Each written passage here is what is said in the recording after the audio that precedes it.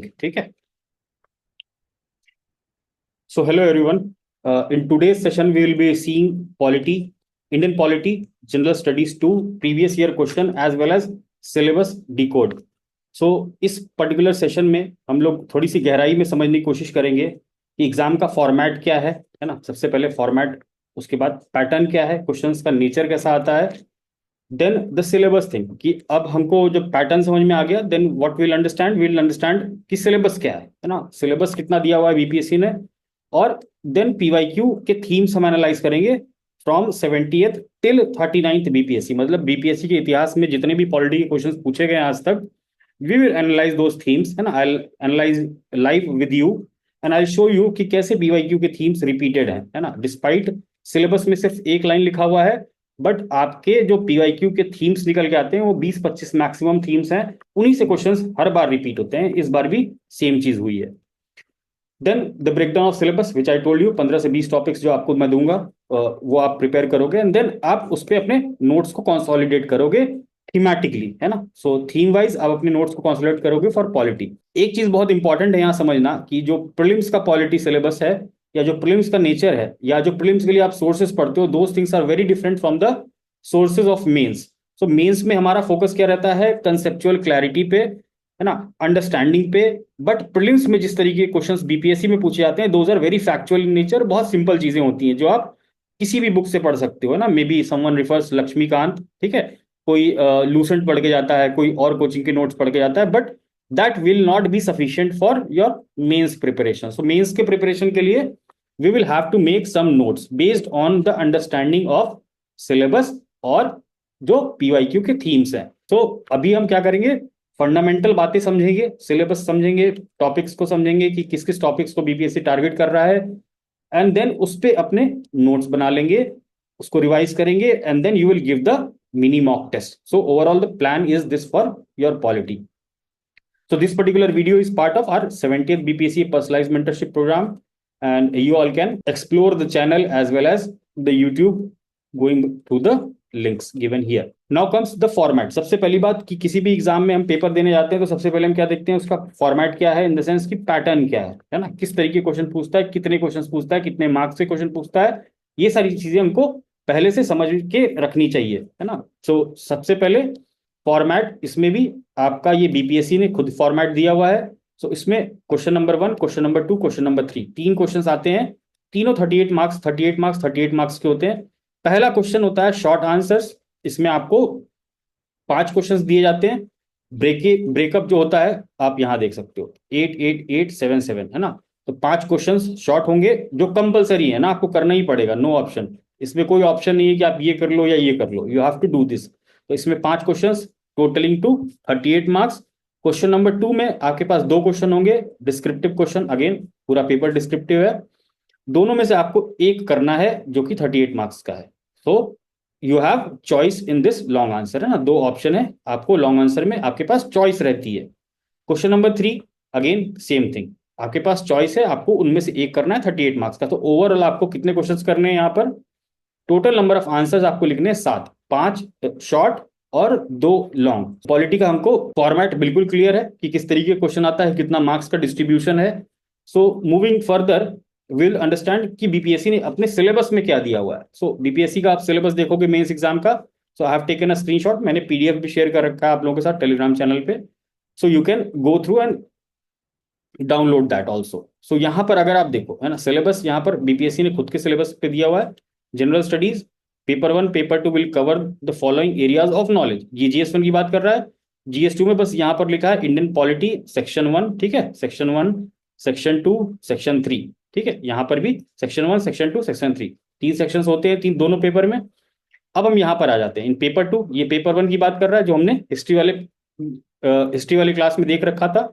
यहाँ पर पेपर 2 के बारे में बात कर रहा है. तो in paper 2 the part relating to Indian polity, polity की बात कर रहा है यहाँ पर, will include questions on the political systems in India including Bihar. बस एक लाइन दी हुई है, will include questions on the political system in India including Bihar. That's it. इतना सा सिलेबस है आपका.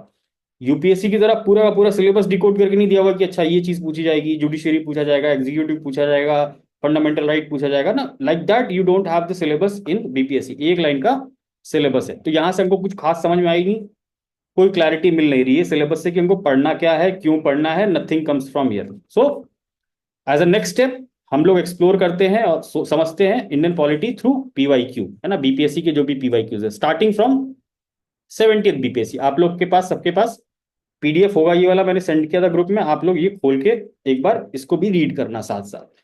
तो pattern short, first ABCDE 5 short मैंने बताया था। पहला क्वेश्चन क्या था, article 32 is the heart and soul of the constitution of India, explain. So यहां पर अगर आप देखोगे तो आर्टिकल 32 किस चीज का पार्ट है आपके पॉलिटी के सिलेबस में, you will see these are parts of writs, writs कह लो या ना फंडामेंटल राइट्स कह लो। तो both the things are part of this question. But question ने हमसे ये नहीं पूछा है कि हमको रिट्स बताना है कि 5 रिट बता दो। क्वेश्चन सेज कि आर्टिकल 32 को हम हार्ट और सोल क्यों कहते हैं। So understand the nature of the question asked in your mains, है ना, मेंस में आपसे समझदारी वाली बात कर रहा है, कंसेप्चुअल अंडरस्टैंडिंग की बात कर रहा है ना। अगर आप फंडामेंटल राइट के टॉपिक को जैसे अभी हम डिकोड करेंगे तो विल सी कि फंडामेंटल राइट से जो क्वेश्चंस पूछे गए हैं बीपीएससी के द्वारा लास्ट के 20-25 सालों में, वो सिर्फ 3 चीजों से पूछे गए हैं। एक तो आर्टिकल 19 है, एक आर्टिकल 21 है, राइट टू लाइफ, है ना, right to life, right to freedom, है ना, these two, right to equality, ठीक है, आर्टिकल 14 3, और ये आर्टिकल 32, है ना, कॉन्स्टिट्यूशनल रेमिडीज, ठीक है। इसीलिए हम इसको heart and soul of the constitution कहते हैं, because it is known as constitutional remedies. So question को समझना बहुत जरूरी है कि किस चीज को टारगेट कर रहा है ना। It is targeting your conceptual clarity with respect to some fundamental topics like fundamental rights, है ना। अगर आर्टिकल 32 ही चला जाए तो वो पूरा का पूरा हार्ट एंड सोल ही चला जाएगा कॉन्स्टिट्यूशन का, ऐसा इस क्वेश्चन का कहना है। इसको आप एक्सप्लेन करिए। सो जस्ट अंडरस्टैंड कि किस लेवल के क्वेश्चंस पूछे जा रहे हैं मेंस में आपके। Second was criminalization of politics and politicization of criminals, analyze this statement in the context of Bihar state। Repeated question, ठीक है, अभी मैं आपको दिखाऊंगा कि ये लास्ट के 20-25 सालों में कई बार पूछा जा चुका है, criminalisation of politics. So nothing new in this particular question. In India, at present, caste is not more, no more a social phenomena, rather it is a political phenomena. Again, caste क्या? Caste and politics. If you will see, there are at least at least every year there is a question on caste and politics. इस बार तो खैर 2-3 हो गए। एक आप यहाँ देख लो क्रिमिनलाइजेशन ऑफ पॉलिटिक्स, यहाँ पर कास्ट पॉलिटिक्स, और एक आप देखोगे कि कास्ट सेंसस से भी रिलेटेड क्वेश्चन आया था मेंस पे 70th बीपीएससी के। सो cast and politics is a very favorite topic of BPSC in your mains। so बहुत अच्छे से हम उस चीज को फॉलो भी करेंगे करंट अफेयर्स को, और प्लस जो हमारा कंटेंट होगा वो हम ट्राई करेंगे कि सारे टॉपिक्स को कवर कर ले, है ना, what ever is asked in the previous year question. So this is a very repeated question, है ना, अगेन अ रिपीटेड क्वेश्चन, ये भी रिपीटेड क्वेश्चन है। अभी मैं आपको पीछे जाते जाते दिखाता रहूंगा। Article 32 this was new question, but अगर आप फंडामेंटल राइट्स को समझ के पहले से जाओगे, अगर आप आज की डेट में ये 71st देने वाले हो तो आपको ये चीज समझ में आनी चाहिए कि फंडामेंटल राइट में मेरे लिए क्या क्या इंपॉर्टेंट है। अब आप प्रिवेंटिव डिटेंशन तो नहीं पढ़ोगे जाके for your mains. So you must be very careful कि हम अगर फंडामेंटल राइट प्रिपेयर कर रहे हैं तो हमको क्या क्या चीजें प्रिपेयर करनी है, what is important. So see in India at present caste is not no more a social phenomena. We all know कि कास्ट क्या है, एक सोशल फिनोमिना है ना। Caste comes from where, it comes from the societal structure, है ना। जो societal में, सोसाइटी में सेगमेंटेशन है, उससे कास्ट का जन्म हुआ, ठीक है। Is no more a social phenomena. अब बोल रहा है कि कास्ट पुरानी तरीके से नहीं है कि एक सोशल फिनोमिना, छुआछूत है और ये सब चीजें हैं, अब वो चीज नहीं रही है। Rather it's a political phenomena. Why? Because caste politics, है ना, reservations around caste, so all these are what caste is used as a political tool now। so rather it is a political phenomena। आपको इस statement से agree हो रहे हो, disagree हो रहे हो ना, you can explore this thing in detail in this question, analyse and give reasons to support your answer. Very easy, repeated है। Again if you have prepared well, आप इसको बहुत अच्छे से लिख के आ सकते हो। Will see what is collegium, why it is at the center of criticism, express your views। बहुत सिंपल सी बात है। कोलेजियम सिस्टम क्या होता है, जो हायर जुडिशरी में जजेस अपॉइंट होते हैं उनके एक अपॉइंटमेंट का प्रोसीजर है ना। सुप्रीम कोर्ट में there are collegium members who appoint these जजेस, है ना, with the consent, with the consultation of the central government या एग्जीक्यूटिव कह लो आप। सो अगेन जो कॉलेजियम सिस्टम में डिस्प्यूट है वो किन किन के बीच में है, एग्जीक्यूटिव और जुडिशरी के बीच में। जो हमारा सिस्टम ऑफ गवर्नेंस है, जो पार्लियामेंट्री सिस्टम ऑफ गवर्नेंस है, उसमें तीन ऑर्गन्स हम पढ़ते हैं, एग्जीक्यूटिव, लेजिस्लेचर, जुडिशरी। अब आप ये चीज देखोगे है ना, आने वाले क्वेश्चंस में मैं दिखाऊंगा, यहां पर जो डिस्प्यूट दिखाया जा रहा है वो क्या है, between executive and judiciary with respect to the appointment of जजेस। सो कोलेजियम हमेशा न्यूज में रहता है ना, हमेशा आप पेपर में पढ़ोगे कि कभी सरकार ने नाम भेजे हैं, है ना, सरकार ने, ये सुप्रीम कोर्ट ने नाम भेजे हैं कुछ जजेस के अपॉइंटमेंट के, फिर सेंट्रल गवर्नमेंट उस नाम को क्लियर नहीं करती है ना, कई बार सुप्रीम ये केंद्र सरकार उसको रिजेक्ट भी कर देती है ना। सो कोलेजियम से रिलेटेड या अपॉइंटमेंट ऑफ जजेस से related in the higher judiciary there is always a dispute between executive मतलब सरकार है ना और judiciary. So always at the centre of criticism. Criticism क्यों बोलते हैं, क्योंकि इनका कहना है कि आप जजेस अपॉइंट कर रहे हो, इसमें हमारा कोई रोल ही नहीं है, एग्जीक्यूटिव का कोई रोल ही नहीं है, लेजिस्लेचर का कोई रोल ही नहीं है।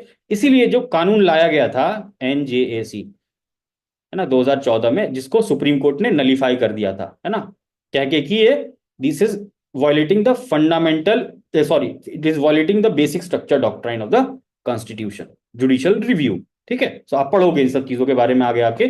तो ये फंडामेंटल डिस्प्यूट जो है ना, वो किन के बीच में है, आप ये सोचो, ऑर्गन्स ऑफ द गवर्नमेंट। सो हमारा जो नेचर ऑफ क्वेश्चन पूछने का है वो आप समझो कि किस लेवल पे पूछ रहा है क्वेश्चन है ना। हमको जब टॉपिक चूज करना होगा या जब हमको बहुत सारे टॉपिक्स लोग बताएंगे या आप सुनोगे कि ये भी आ जाएगा वो भी आ जाएगा ना, रैंडम चीजें सुनोगे, you should be very cautious कि क्या चीजें इंपॉर्टेंट है मेरे लिए, क्या चीजें इंपॉर्टेंट नहीं है। ठीक है, सो कोलेजियम क्यों पूछा एज सच है ना, कि कुछ भी नहीं पूछ लिया, it's a dispute between the organ of the government. Similarly executive और लेजिस्लेचर के बीच में भी मैं आपको दिखाऊंगा क्वेश्चंस पूछे गए हैं। So be very active about these things when you read the newspaper है ना। फंडामेंटल लेवल ऑफ डिस्प्यूट क्या है किसी भी चीज में। E in the light of 73rd and 74th, again repeated है। ठीक है, लोकल सेल्फ गवर्नमेंट कितनी बार पूछा गया है ना, favourite topic of BPSC in mains, grass root level democracy. यहां पर क्या पूछा है specifically, discuss the role of local self government in empowering the women at the grass root level in Bihar. Same चीज आप देखोगे कि 69 बीपीएससी के पेपर में भी पूछा था विद अ डिफरेंट टोन। ठीक है, so again a repeated question. 73rd 74th amendment are very important है ना। जो हम बोलते हैं कि हमारा स्ट्रक्चर क्या है, फेडरल। फेडरल में क्या होता है, powers are divided between the different layers of the government. Layers of the government India के केस में क्या है, सेंटर है, स्टेट्स है, then local level of government. ठीक है, so it's talking about the fundamental structure, fundamental governance of the country through local self government है ना। और वो वुमेन को कैसे एम्पावर कर रहा है, सोशल जस्टिस कैसे लेके आ रहा है, these things are important to understand है ना। तो एक राउंड अबाउट मैनर में हम इस चीज को जब भी पढ़ें, हम इन चीजों को भी समझेंगे कि किसी भी एक्ट के आने से या किसी भी गवर्नेंस मॉडल से है ना, और जो मार्जिनलाइज सेक्शन है उनका क्या फायदा हो रहा है। स्पेशली यहाँ पर वुमेन की बात करें ना, women empowerment is a very important theme. तो जब भी कोई इंपॉर्टेंट लॉ पढ़े है ना इस तरीके के, we should be focusing on कि वो वुमेन को कैसे एम्पावर कर रहा है ना। यहाँ पर आप बता सकते थे कि 7 निश्चय योजना है या गवर्नमेंट की और बहुत सारी स्कीम्स हैं या बहुत सारी पॉलिसीज हैं, रिजर्वेशन की पॉलिसी है, those things are what part of empowerment of women. So again fundamental repeated question. ठीक है, देन कम सेकेंड है, trace the evolution of political parties in India. Again a repeated question, बिल्कुल ऐसे ही का ऐसा question पूछा गया है बहुत पहले भी। From one party dominance to the era of coalition government. Coalition government, coalition politics favourite topic है ना, अगर हम आगे भी देखेंगे you will see lot of questions are asked on the coalition government, coalition politics है ना, political parties, this is also a favourite topic of BPSC. अब यहाँ क्या बोल रहा है, इवोल्यूशन ट्रेस करिए कि आजादी के बाद से सबको पता है कि भाई सिंगल पार्टी थी है ना, पोस्ट इंडिपेंडेंस वाली एनसीईआरटी अगर आप पढ़ोगे, मैंने इनको को बोला भी था पढ़ने के लिए, 12th की एनसीईआरटी है उसमें ये सारी चीजें दी हुई है, एग्जैक्टली ये सारी चीजें दी हुई है। One party dominance to the era of coalition है ना, ऐसा करके चैप्टर ही दिया हुआ है वहां पर। तो evolution of political parties in India वहां पर बहुत अच्छे से दिया हुआ है डिटेल में। तो इवोल्यूशन कैसे हुआ, जब इंडिपेंडेंस मिला तो हमारे पास क्या थी, सिंगल पार्टी थी, आईएनसी, इंडियन नेशनल कांग्रेस।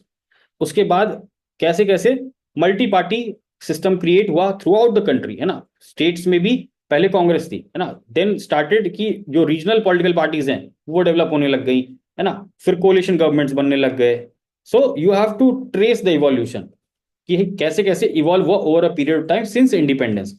और फिर पूछ रहा है कि has the coalition politics undermined the authority of the prime minister of India. अब समझो कि अगर सिंगल लार्जेस्ट पार्टी है, कोई रूलिंग पार्टी है, लेट्स से बीजेपी, अगर पूर्ण बहुमत की सरकार होती तो प्राइम मिनिस्टर का पावर अलग होता, है ना। But if there is a coalition government, right now NDA government is there, तो एनडीए गवर्नमेंट में क्या है, बहुत सारे अदर पॉलिटिकल पार्टीज भी पार्ट हैं। तो प्राइम मिनिस्टर का अथॉरिटी क्या उससे घट जाता है कोलिशन गवर्नमेंट से, या बढ़ जाता है, उस पर आपको बताना था यहाँ पर। ठीक है, सो आप जस्ट अंडरस्टैंड कि किस डेप्थ पे पूछी जा रही है चीजें, है ना। You have to go a little bit in deep, understand what is coalition politics, उसका इंपैक्ट क्या होता है, मल्टीफेसेटेड इंपैक्ट क्या होता है ना। So you have to read those things also, है ना। तो उससे ये क्वेश्चन आसानी से आप आंसर कर सकते थे। अगेन रिपीटेड थीम, ठीक है, बस ये ऐड किया था, has the coalition politics undermined the authority of the prime minister in India. सिर्फ ये एक लाइन नहीं ऐड की हुई थी, बाकी ये topic, theme, everything is repeated. Then इसमें ऑप्शन क्या था आपके पास, when there is a change in government as a centre the governor also changes. तो हमने अभी प्री के समय में आप पढ़ोगे कि governor is the agent, acts as the agent of the centre, और दूसरी बात ये पढ़ोगे कि is the constitutional head of the state. तो दोनों में से कौन सी बात सही है, इज ही द पपेट, है ना। इसके पहले भी जब पीवाई क्यू आप देखोगे तो वहां बोला है कि पीवाई, ये governor is a puppet of the centre. तो सेम चीज लाइन यहां पर रिपीट की गई है, आप देखो, when there is a change in government at centre governor also changes.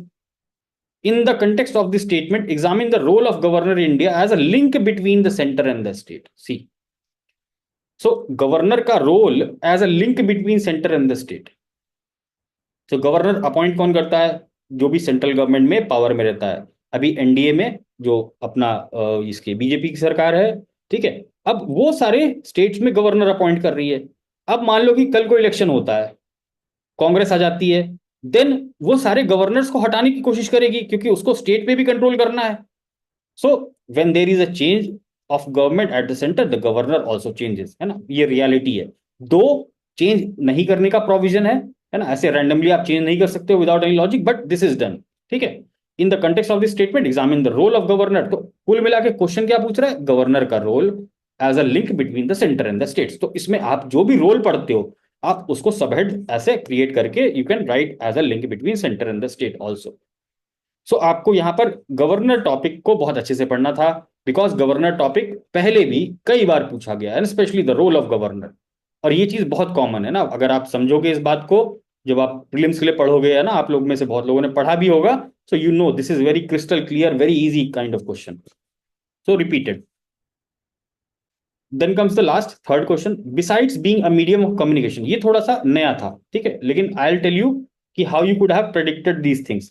Besides being a medium of communication, language has also been effective as a symbol of identity. ठीक है, in the light of this statement, analyze the political impact of linguistic identity in India.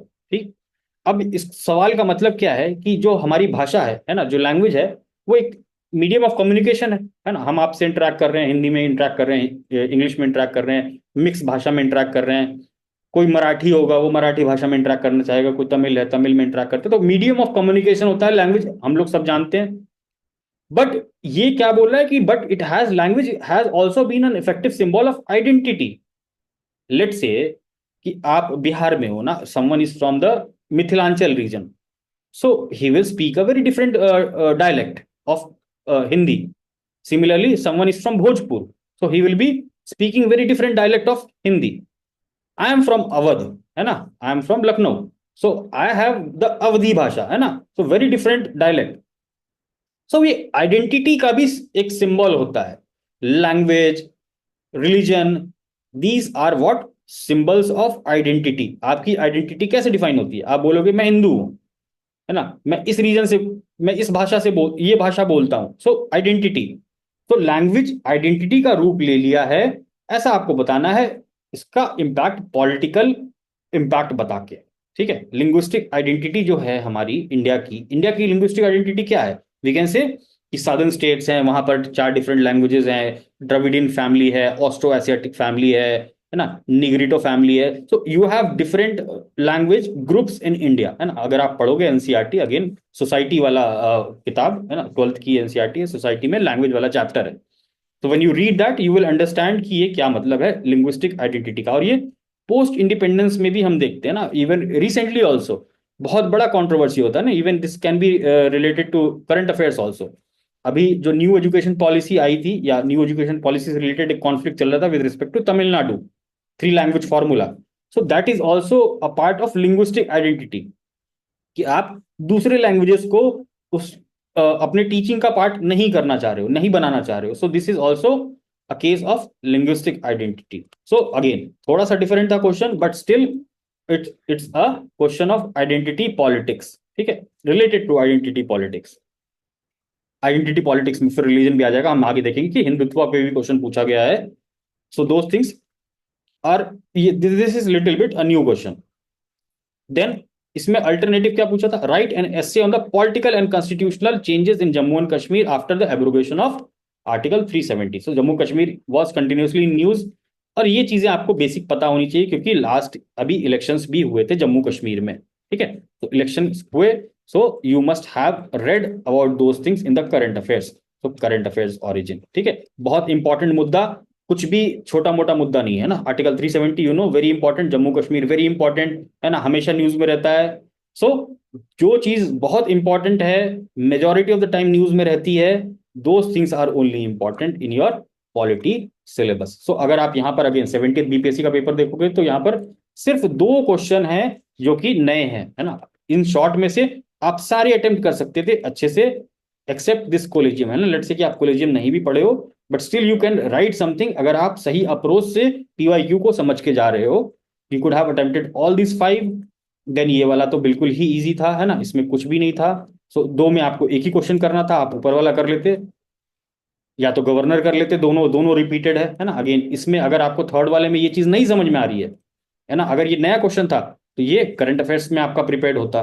So again no risk in polity also if you have prepared well with respect to PYQ, उसके themes अच्छे से prepare किए हैं, और जो current events की चीजें हैं, जो मेजोरिटी या जो मेजर मेजर बातें हैं, उनको अगर आपने अच्छे से किया है तो you will not be facing any difficulty in your polity part also.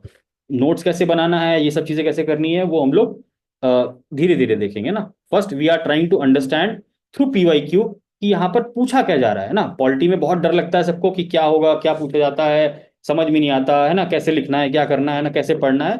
So we are trying to decode first कि पूछा क्या जा रहा है ना, कहाँ से पूछा जा रहा है, कितना पूछा जा रहा है ना, हमको कहाँ तक न्यूज़पेपर पढ़ना है या कहाँ तक करंट अफेयर्स फॉलो करना है पॉलिटी का। You will get a direction with respect to that also. So 70th BPSC अभी हमने देखा, अभी आप 69th बीपीएससी का यहां से देखना शुरू करो, ठीक है। क्रिटिकली एग्जामिन द, ये अगेन शॉर्ट है, question number 1 B C D E है ना, 5 short. Critically examine the basic structure regarding the Indian constitution. Just understand कि ये क्वेश्चन कहां से आ रहा है, बेसिक कॉन्स्टिट्यूशनल फ्रेमवर्क। जो हमारा कॉन्स्टिट्यूशन का फ्रेमवर्क है कि कुछ ऐसी चीजें हैं कॉन्स्टिट्यूशन में, संविधान में, जो बदली नहीं जा सकती, उनको हम क्या कहते हैं, बेसिक स्ट्रक्चर। और ये बेसिक स्ट्रक्चर डॉक्ट्राइन किस चीज में, किसने दिया था, केशवानंद भारती केस में दिया गया था। और ये क्वेश्चन क्यों ओरिजिन हुआ था 69 बीपीएससी में, current affairs in news, Kesavananda Bharati की डेथ हुई थी, ठीक है। So there is some context plus basic structure theory. अगर आप यहाँ पर वापस से पीछे जाके देखोगे, या मैं आपको सर्च करके दिखाऊं, तो आप यहाँ पर देखना बेसिक स्ट्रक्चर, है ना, आप देखो basic structure theory, basic structure theory, basic structure theory, आप देखो यहां पर भी पूछा गया है, कहां पर,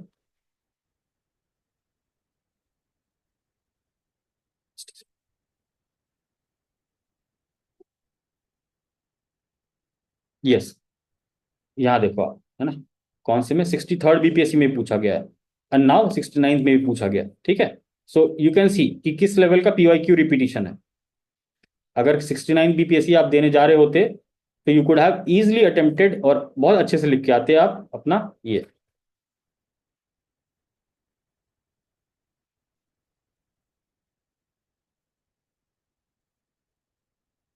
okay, moving further, then comes second thing, है ना, दूसरा क्वेश्चन, बेसिक स्ट्रक्चर थ्योरी एग्जामिन करना है। बेसिक स्ट्रक्चर थ्योरी क्या है, उसके पॉजिटिव्स क्या है, उसके निगेटिव्स क्या है, ये सारी चीजें हमको बतानी थी इस पर्टिकुलर क्वेश्चन में। तो बहुत प्रेडिक्टेबल क्वेश्चन, पीवाईक्यू थीम और करंट अफेयर्स। तो हमको नोट क्या करना है अपने लिए कि टारगेट एरिया क्या है ना, कॉन्स्टिट्यूशनल फ्रेमवर्क को टारगेट किया जा रहा है। कॉन्स्टिट्यूशनलिज्म क्या है, संविधान की फिलॉसफी क्या है। किसी भी चीज में जब ISM लग जाए it means it is a philosophy. तो कॉन्स्टिट्यूशन अलिज्म है ना। सो कॉन्स्टिट्यूशन की फिलॉसफी क्या होती है, it is asked on that, है ना। इंडियन कॉन्स्टिट्यूशन की फिलॉसफी क्या है, based on those things your questions have the origin. Then comes philosophy behind constitutional amendment. तो जो संवैधानिक संशोधन होंगे, है ना, जो अमेंडमेंट्स होते हैं, उनमें क्या फिलॉसफी है कि आप बेसिक स्ट्रक्चर का उल्लंघन नहीं कर सकते, है ना। This is the basic fundamental philosophy of constitutional amendment जो भी हमारा है। फिर अमेंडमेंट का प्रोसेस है वो भी पूछा गया है ना। यू सी, ये जो तीसरा क्वेश्चन है, amendment process of the Indian constitution, आप देखो अमेंडमेंट से रिलेटेड दो क्वेश्चंस पूछ लिया, क्योंकि Kesavananda Bharati was in news और amendment was important according to that. So again constitutional framework is the target, जो बेसिक हमारा फ्रेमवर्क है कि हम क्या ऐड कर सकते हैं, क्या सब्सट्रैक्ट कर सकते हैं संविधान से, कैसे कर सकते हैं, क्या प्रोसेस है, क्या लिमिटेशन है ना। Those things are important for your mains, क्योंकि आप अब आप लिखने जा रहे हो, है ना। जो नॉलेज वाला पार्ट है, फैक्चुअल वाला पार्ट है, आपका प्रीलिम्स में टेस्ट हो जाएगा, but now you have to go into depth कि हमारा संविधान क्या है, हमारा पॉलिटिकल स्ट्रक्चर क्या है, उसके क्या लिमिटेशंस हैं, उसके क्या बेनिफिट्स हैं। These things you have to prepare for your mains. So हमने ये देख लिया, बेसिक स्ट्रक्चर देख लिया, अमेंडमेंट प्रोसेस देख लिया, 69 में पूछा था। अगेन अमेंडमेंट प्रोसेस भी अगर आप सर्च करोगे इस PDF में, Ctrl+F करके आपको PYQ थीम मिल जाएगा, पहले भी पूछा गया है। सो कॉन्स्टिट्यूशनल अमेंडेबिलिटी, तो जब हम ये चैप्टर पढ़ेंगे अमेंडमेंट वाला मेंस के लिए, then will prepare two things, basic structure doctrine prepare करेंगे क्या है, and the amendment process of the constitution. दो चीज प्रिपेयर करेंगे, आगे बढ़ जाएंगे, है ना। So we will list those topics also and then you will prepare those things in sequence. अब यहां पर आप देखो क्वेश्चन क्या पूछा, is reservation for EWS justified. तो 69 BPSC के पहले सुप्रीम कोर्ट का जजमेंट आया था EWS वाला, है ना। Most of you will remember कर रहे हैं, उनको याद होगा। तो again current affairs in news, लेकिन इसको सिर्फ करंट अफेयर्स इन न्यूज नहीं बोल सकते, but reservation, reservation, affirmative action, है ना, ये भी PSC का अगेन एक फेवरेट टॉपिक है। Social justice, social justice reservation कह लो उसको, है ना, अफर्मेटिव एक्शंस कह लो। So see, reservation is your theme, constitutional framework is your theme, separation of power is your theme, जो मैंने ऊपर ही बताया था 70th में, ठीक है।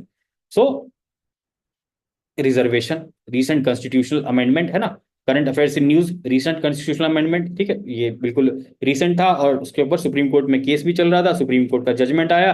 तो आपको ये सारी चीजें पता होनी चाहिए ना, तीनों चीज मर्ज कर रही है। रिजर्वेशन BPSC का फेवरेट टॉपिक, सुप्रीम कोर्ट का जजमेंट इंपॉर्टेंट, है ना। सो आपको ये समझना पड़ेगा कि क्या चीज मेरे लिए इंपॉर्टेंट है मेंस, है ना। Affirmative actions I told you, है ना, अफर्मेटिव एक्शंस मतलब जो एक्शन सरकार अपनी तरफ से लेती है लोगों की सुविधा को बढ़ाने के लिए, लोगों को न्याय देने के लिए, है ना, सोशल जस्टिस के लिए। सो ऐसे कोई एक्शंस, कोई बड़ी पॉलिसी आ रही है या कोई बड़ा कानून आ रहा है, जैसे जो अपना वुमेन रिजर्वेशन बिल आया था, ठीक है। So that is also a very big affirmative action. So again that was also asked in your 69th BPSC, 69 में ही पेपर में पूछा गया था, वो करंट अफेयर्स में पूछा गया था। सो क्लियर है हमको यहां से। अब यहां देखो आप, amendment process clear, EWS clear, theme मैं यहां बता रहा हूं, है ना, और यहां पर क्या ओरिजिन था that I am telling. Explain how preamble of the Indian constitution provides a blueprint about the goals of the constitution.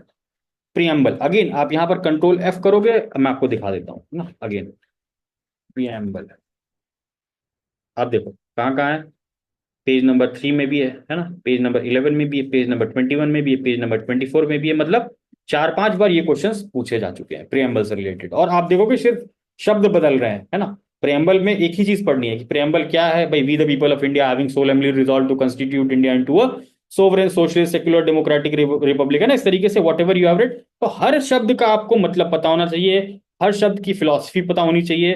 These things are given very very 11, है ना, कॉन्स्टिट्यूशन एट वर्क। अगर आप वहां से एक बार पढ़ लें तो आपको क्रिस्टल क्लियर हो जाएगा कि प्रेम्बल है क्या। अब बोल रहे हैं कि प्रेम्बल कैसे ब्लूप्रिंट बताता है ना, blueprint about the goals of the constitution. Goals क्या है, हमारे संविधान के गोल क्या है, कि हम कैसा समाज बनाना चाहते हैं, sovereign secular socialist democratic Republic, यही तो हमारा गोल है। लिबर्टी हो, फ्रेटर्निटी हो, इक्वालिटी हो, जो भी कीवर्ड्स है वही तो हमारा गोल्स है। तो ब्लूप्रिंट कैसे दे रहा है। अब आप बताओगे कि लिबर्टी कैसे मिल रही है, तो आप बताओगे ये फंडामेंटल राइट में आर्टिकल 21 है, आर्टिकल 19 है, ये हमको क्या दे रहा है, लिबर्टी दे रहा है। वैसे आप, है ना, ब्लूप्रिंट कैसे दे रहा है कॉन्स्टिट्यूशन को। तो you have to write on those lines. तो क्या टारगेट एरिया है, preamble, philosophy of the constitution. Philosophy, preamble में पूरी की पूरी क्या है, फिलोसफी ऑफ कॉन्स्टिट्यूशन की। फिलोसफी क्या होती है, सारे वैल्यूज, जो बड़े बड़े वैल्यूज है, बड़ी बड़ी बातें करते हैं, इक्वालिटी, समानता का अधिकार, लिबर्टी, है ना, इक्वालिटी, फ्रेटर्निटी, सेक्युलरिज्म, सोशलिज्म, है ना, ये जो बड़ी बड़ी बातें होती है, यही फिलोसफी है आपके संविधान की और इंडिया का कॉन्स्टिट्यूशनल फ्रेमवर्क की। Preamble as a moral compass, है ना, क्या, nature, objectives, governance, rights. Preamble आपको क्या बताता है नेचर के बारे में, है ना, नेचर कैसा होता है हमारे इंडियन पॉलिटी का, sovereign, socialist, secular, Democrat. Objectives क्या है हमारे इंडियन पॉलिटी का, लिबर्टी, इक्वालिटी, फ्रेटर्निटी, है ना, ये हमारे ऑब्जेक्टिव्स हैं कि हमको इनको अचीव करना है। बराबरी का अधिकार हम बोलते हैं ना, आर्टिकल 14, बराबरी का अधिकार हमारा ऑब्जेक्टिव है। हमारे समाज का नेचर कैसा है ना, नेचर कैसा है इंडिया का, सेक्युलर, सोशलिस्ट, डेमोक्रेटिक, है ना, ये हमारा नेचर है। ऑब्जेक्टिव क्या है, लिबर्टी, इक्वालिटी, फ्रेटर्निटी, ये सारी हमारे ऑब्जेक्टिव्स हैं हमेशा। ये हमेशा लागू रहेंगे, चाहे आज ले लो चाहे 50 साल बाद ले लो। ये सारी मूल बातें हैं जो किसी भी समाज में होनी चाहिए, तो भारतीय समाज में भी ये सारी चीजें होनी चाहिए जो कि प्रियम्बल में मेंशन्ड है। और वो फिर डिटेल में अंदर आपको डीपीएसपी के माध्यम से, फंडामेंटल राइट के माध्यम से, फंडामेंटल ड्यूटी के माध्यम से, और भी कॉन्स्टिट्यूशन में जो प्रोविजंस हैं या जो सरकार लॉज लाती है, कानून लाती है, उनके माध्यम से इनको अचीव किया जाता है। So understanding of the preamble is very important. Then जो लास्ट शॉर्ट आंसर था, describe how caste census is going to influence caste politics. Caste politics आप देखो 70th में भी क्रिमिनलाइजेशन पॉलिटिक्स, आप यहां पर देखना, जस्ट सी, है ना, caste not social phenomena but a political phenomena. Caste politics, how caste census is going to influence the politics of Bihar. अब ये आप यही देख लो, कास्ट सेंसस जो है वो क्या है, एक पॉलिटिकल टूल आप कह सकते हो उसको। It is igniting the debate in the political field. पूरा का पूरा पॉलिटिक्स रिवॉल्व होने लग गया है कास्ट सेंसस के अराउंड बिहार में। So caste dynamics in Indian politics, इसको आप नोट कर लेंगे कि कास्ट का क्या डायनामिक्स है। इट इज ऑलवेज आस्किंग कि कास्ट का क्या रोल है ना, क्या वो पहले सोशल रोल से पॉलिटिकल रोल पे ज्यादा शिफ्ट कर गया है, या कास्ट से रिलेटेड कोई भी इवेंट हो रहा है ना, कास्ट सेंसस जैसे हो रहा है, तो उसका इन्फ्लुएंस पॉलिटिक्स पे क्या है। Politics is favourite. तो caste dynamics in Indian politics, again सामाजिक न्याय। अब कास्ट सेंसस से क्या बातें हो रही हैं कि लोगों को अफर्मेटिव एक्शंस हम दे सकेंगे, है ना, उनके अगर हमको पता होगा उनका डिप्रीवेशन क्या है ना, तो हम उन चीजों पे पॉलिसीज बना सकेंगे। तो these are what, social justice के माध्यम, है ना, ways of bringing social justice, affirmative actions, कुछ पॉलिसी लाएंगे, कुछ स्कीम्स लाएंगे। So caste dynamics in Indian politics, so social justice, caste and politics, reservation policy, again, है ना, कास्ट सेंसस होगा फिर रिजर्वेशन की डिमांड होगी। So again everything is linked. So आपको इन चीजों पे अब से, है ना, for 71st you have to keep a tab on these things. अभी बिहार का इलेक्शन होगा, बहुत सारा डिबेट चलेगा ना, अपना एक व्यू उस चीज पे बनाने की कोशिश करेंगे through newspaper reading, through debate discussions जो भी हम सुनेंगे। Will try to have a brief overview, है ना, ऐसा नहीं करेंगे कि बिल्कुल ही अनअवेयर रहेंगे टिल योर मेंस की हमको पता ही नहीं है। अब मेंस के समय में हम सिलेबस लेके बैठे हैं या, है ना, कुछ करने की तैयारी कर रहे हैं, अभी से हम धीरे धीरे एक एक टॉपिक को प्रिपेयर करना शुरू कर देंगे। सो अगेन रिपीटेड, है ना। सो आप यहां पर भी देखो 69 में भी कुछ भी अलग नहीं था, एक्सेप्ट, है ना, ये इकोनॉमी वीकर सेक्शन। अभी आपको करंट अफेयर्स में सब कुछ पता चल जाएगा, जब 71st दोगे तो यू विल ऑल्सो नो कि क्या इंपॉर्टेंट रहा है साल भर का। सो इसमें से एक भी ऐसा क्वेश्चन नहीं है जो आपको नहीं पता होता अगर आपने पुराने पीवाईक्यूज को भी देखा होता। अगेन ये हो गया लॉन्ग आंसर। सो इसमें 69 में अब लॉन्ग आंसर देखते हैं हम लोग कि क्या पूछा था। Discuss the institutional relationship between president and the prime minister as per the constitutional text. Discuss the changing role in the present context. अब आप यहां पर एक चीज देखना, ये भी रिपीटेड है ना, प्रेसिडेंट के बारे में कई बार क्वेश्चन पूछ चुका है, प्राइम मिनिस्टर के बारे में कई बार क्वेश्चन पूछ चुका है बीपीएससी। अब यहां पर एक थोड़ा सा चेंज किया लाया था, इसलिए मैंने यहां पर न्यू थीम लिखा है कि it is asking about the relationship between two things, है ना, कि दो पोस्ट हैं। कौन से पोस्ट हैं, यहां पर देखो आप, एग्जीक्यूटिव, जो हमारा पार्लियामेंट्री सिस्टम है उसमें वी नो कि दो हेड्स होते हैं, है ना। एग्जीक्यूटिव में भी we read about two heads, de facto और डी जूरे, है ना। डी फैक्टो हेड प्रेसिडेंट और de jure head prime minister. तो इन दिनों के बीच का जो इंटरेक्शन है that is being asked. So थोड़ा सा नया थीम था, बट स्टिल अगर आप करंट अफेयर्स फॉलो कर रहे हो, आपको थोड़ा बहुत भी इंटरेस्ट है इन सब चीजों में, you see observe things, then it will be an easy question for you. Not exactly very easy, but still आप लिख सकते हो उसको एग्जाम में. Discuss the institutional relationship between president and the prime minister as per the Indian constitution. ठीक है, संविधान के अंतर्गत इन दोनों के बीच में क्या रिलेशन है.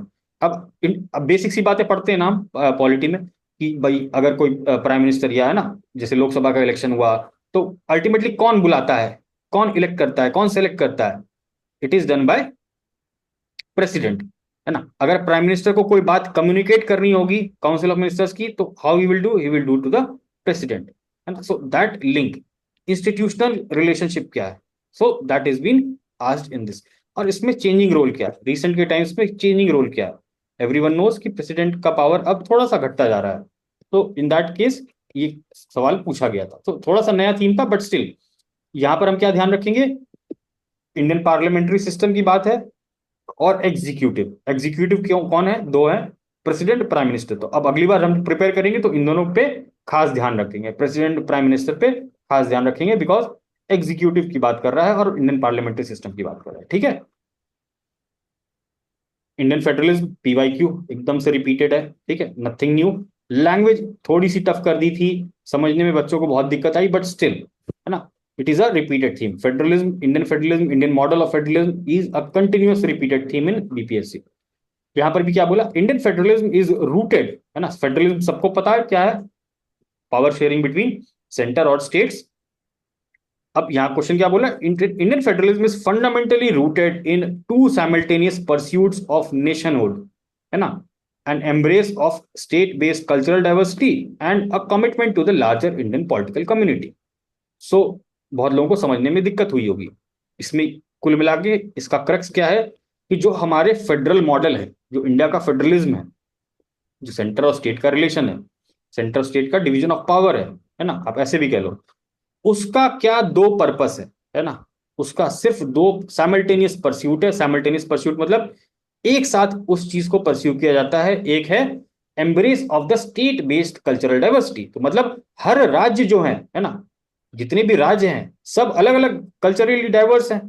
बिहार की डाइवर्सिटी अलग है, महाराष्ट्र की अलग है, तमिलनाडु की अलग है, अरुणाचल की अलग है ना, लद्दाख की अलग है, जम्मू कश्मीर की अलग है, गुजरात की अलग है. ठीक है, बाकी state based diversity, cultural diversity अलग है, सबकी रिक्वायरमेंट अलग है.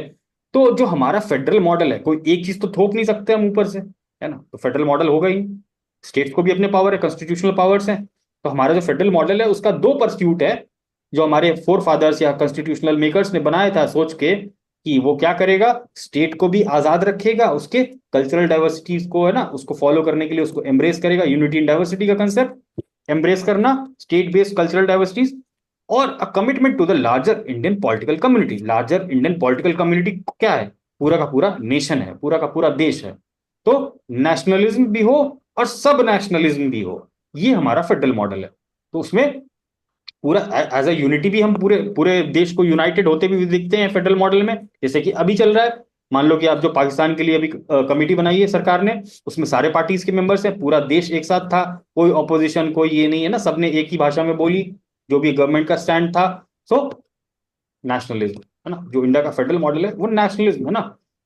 Commitment to the larger Indian political community, तो उसका मॉडल ऐसा है कि वो अपने स्टेट के लिए भी, उसकी डाइवर्सिटी को भी करना चाहेगा, और साथ में नेशन के फॉर्म में काम करना चाहेगा. ऐसा एक बार प्लीज.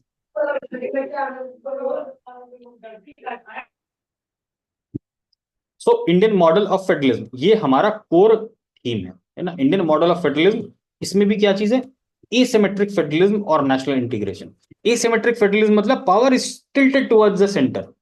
जो पावर है वो सिमेट्रिक नहीं है, बराबर बराबर नहीं है, सेंटर के पास भी बराबर नहीं है, स्टेट ना, आप सब पढ़ते होगे कॉन्करेंट लिस्ट, है ना, स्टेट लिस्ट, यूनियन लिस्ट, किसके पास पावर ज्यादा है. तो जो हमारा फेडरल मॉडल है वो क्या है, क्वासी फेडरल है. क्वासी फेडरल कह लो या असिमेट्रिक फेडरल, है ना. असिमेट्रिक मतलब सेंटर की तरफ ज्यादा झुकाव है उसका. सो जो हमारा फेडरल मॉडल है वो एसिमेट्रिक तो है ही है ना, सेंटर की तरफ झुकाव कह लो, या ना एक एक कलेक्टिव नेशन की तरफ ज्यादा झुकाव है. लेकिन उसमें नेशनल इंटीग्रेशन की बात भी की गई है ना, स्टेट बेस्ड कल्चरल डाइवर्सिटी को एम्ब्रेस करना, नेशनल इंटीग्रेशन की बात, वो भी इंक्लूडेड है इंडिया के फेडरल मॉडल में, जो कि सू जेनरिस है. सू जेनरिस मतलब यूनिक है, जो हमारा फेडरल मॉडल है वो बहुत यूनिक है from other part of the world, है ना। कनाडा का मॉडल अलग है, यूएस का मॉडल अलग है ना। बट इंडिया का जो मॉडल है it's called sui generis which is very unique. और वो यूनिकनेस क्या है, यही एसिमेट्रिक फेडरलिज्म भी है, बट नेशनल इंटीग्रेशन के कंपोनेंट्स भी हैं उसमें। सो ये दो चीजें हमको अच्छे से समझनी पड़ेंगी फेडरल मॉडल में। विल सी, है ना, कंटेंट वाला पार्ट विल सी लेटर। तो ये अगेन प्रेडिक्टेबल पीवाईक्यू थीम, कुछ भी ऐसा अलग नहीं था। तो क्वेश्चन नंबर 2 भी आप आराम से अटेम्प्ट कर सकते थे इसमें भी, अगर आपको ये नहीं आ रहा होता तो दिस इज वेरी प्रेडिक्टेबल, सब पढ़ के गए होंगे, है ना, आराम से आप इसको लिख सकते थे। Question number 3, discuss and analyse the fundamental principles of coalition politics. अभी जस्ट मैंने ऊपर भी दिखाया था, कोलिशन पॉलिटिक्स 70th में पूछा गया था, यहाँ पर भी पूछा गया है। तो कोलिशन पॉलिटिक्स का क्या गवर्नेंस है इंडिया में और बिहार में, है ना। कोलिशन पॉलिटिक्स मतलब दो चार पार्टीज जब मिलके फाइट करती हैं, इलेक्शंस, सरकार बनाती हैं, that is called coalition politics. Single party अगर फॉर्म करती है government, that is called single party governance. Coalition politics अभी ऊपर हमने देखा ही, पीवाईक्यू में पूछा गया। तो अब 69th में ये क्वेश्चन पूछा गया, फिर से ऊपर 70th में भी पूछा गया। तो अब आप सोचो कि कैसे रिपीटेशन हो रहा है थीम का। सो यहाँ पर क्वेश्चन का क्या मतलब है, फंडामेंटल प्रिंसिपल क्या है कोलिशन पॉलिटिक्स के, प्रिंसिपल्स क्या होते हैं भाई कोलिशन पॉलिटिक्स के। कब आएंगी कोई भी पार्टी साथ में, किसी पॉलिसी पे उनका एग्रीमेंट हो, है ना, किसी किसी पर्टिकुलर मुद्दे पे उनका एग्रीमेंट हो, है ना, कॉमन मिनिमम प्रोग्राम जो है वो क्या है, फंडामेंटल प्रिंसिपल है, उनकी आइडियोलॉजी एक हो। अब मैं बोलूं कि आरजेडी है और कोई और अदर पार्टी आ जाए ना, मे बी लेट्स से कि बीजेपी है, अब इन दोनों का मिलन कभी होएगा ही नहीं। RJD has a very different ideology, BJP has a very different ideology. इन दोनों का मिलन आज तक नहीं हो पाया, ना कभी होगा। They are always at conflict with respect to ideology. तो ये इनका कोलिशन पॉलिटिक्स का क्या एक प्रिंसिपल है कि दोनों की आइडियोलॉजी भी मिलनी चाहिए, ठीक है। तो there are lot of principles on which coalition politics runs in the country and specifically in Bihar, है ना। बिहार में फिर जाति वाला मुद्दा भी आ जाता है ना, कि अगर आप जाति को टारगेट कर रहे हो या ना, दो जाति से रिलेटेड अगर कोई पॉलिटिकल पार्टी है, वो सब मर्ज कर जाएंगी एक साथ, है ना। So from the point of view fulfilment of national interest specifically. So long answer again, ये भी रिपीटेड थीम है, बट थॉटफुल रहना पड़ेगा ना, पॉलिटिक्स वाला पार्ट है तो ये हमेशा रनिंग थीम रहती है, इसमें नई नई बातें भी आती हैं। So you have to follow these things also. Elucidate and evaluate the local government. अभी आप देखो 73rd 74th ऊपर पूछा गया था ना, with respect to women empowerment, grass root level in Bihar, आप एम्पावरमेंट ऑफ पंचायती राज देख लो, सेम चीज पूछी गई है। फोर्थ थीम क्या है, grass root democracy, decentralisation in India and Bihar, है ना। Panchayati Raj, urban local bodies, इनका एम्पावरमेंट के लिए सुविधाएं क्या है, इनके प्रॉब्लम्स क्या है ना, इनकी बेसिक बेसिक प्रोविजंस क्या है, इनको हम अच्छे से प्रिपेयर करेंगे। ये हमारा थीम है, आप देख लो हर साल रिपीट हो रहा है। अभी तो हम 69th में ही है, 70th में भी रिपीट हुआ है, सब चीज रिपीट हो रही है। 68 में आ जाते हैं ना, 69 का काम हो गया। You see maximum things are repeated except one और टू थिंग्स, है ना। ये एक नया थीम था, और ये एक यहाँ पर ये नया थीम था, एक नया थीम कह लो या इसको करंट अफेयर्स बेस्ड कह लो। Other then this everything was repeated. बस वो नेचर चेंज होगा, क्वेश्चन पूछने का तरीका बदलेगा, लेकिन अभी मैं आपको जो जिस तरीके से समझा रहा हूँ कि टारगेट क्या कर रहा है ना, यहाँ बोल रहा है कि वर्किंग बताइए आप, है ना, वर्किंग क्या है उसकी, उसके प्रोविजंस क्या है। आगे देखेंगे हम नीचे जाके उसके प्रोविजंस पूछे हैं बहुत बेसिक लेवल पे शुरुआत में। लेकिन अब जैसे धीरे धीरे आपकी मेच्योरिटी भी बढ़ रही है, क्वेश्चन का नेचर भी चेंज हो रहा है, तो टारगेट वही है, लोकल सेल्फ गवर्नमेंट टारगेट है, बट उसमें आपसे क्वेश्चन पूछ लेगा कुछ घुमा फिरा के, चीजें पूछेगा। ये फंडामेंटल बातें क्या है, लोकल सेल्फ गवर्नमेंट है, किसी भी टॉपिक को कैसे देखना है, लोकल सेल्फ गवर्नमेंट है, संविधान में कोई प्रोविजन है, उसकी कोई यूटिलिटी है ना, लोकल ग्रास रूट डेमोक्रेसी लाने की कोई यूटिलिटी है, डिसेंट्रलाइजेशन क्यों किया गया, ये फंडामेंटल बातें आपको एनसीईआरटी की किताब से समझ में आ गई। अब इसके बाद कि लोकल सेल्फ गवर्नमेंट के कॉन्स्टिट्यूशन में प्रोविजंस क्या क्या है, क्या वो प्रोविजंस फुलफिल हो रहे हैं, समझदारी की बात, नहीं हो रहे हैं तो क्या समस्याएं हैं, तो problems with respect to local self government, है ना। उसमें भी पंचायती राज, उस पे म्यूनिसिपल इंस्टीट्यूशंस, दोनों के अलग अलग प्रिपेयर करेंगे। अब जब प्रॉब्लम्स हो गई तो भाई कोई ना कोई कमिटी बनी होगी, उन्होंने रिकमेंडेशन भी दिया होगा, उनको भी प्रिपेयर कर लेंगे, ठीक है।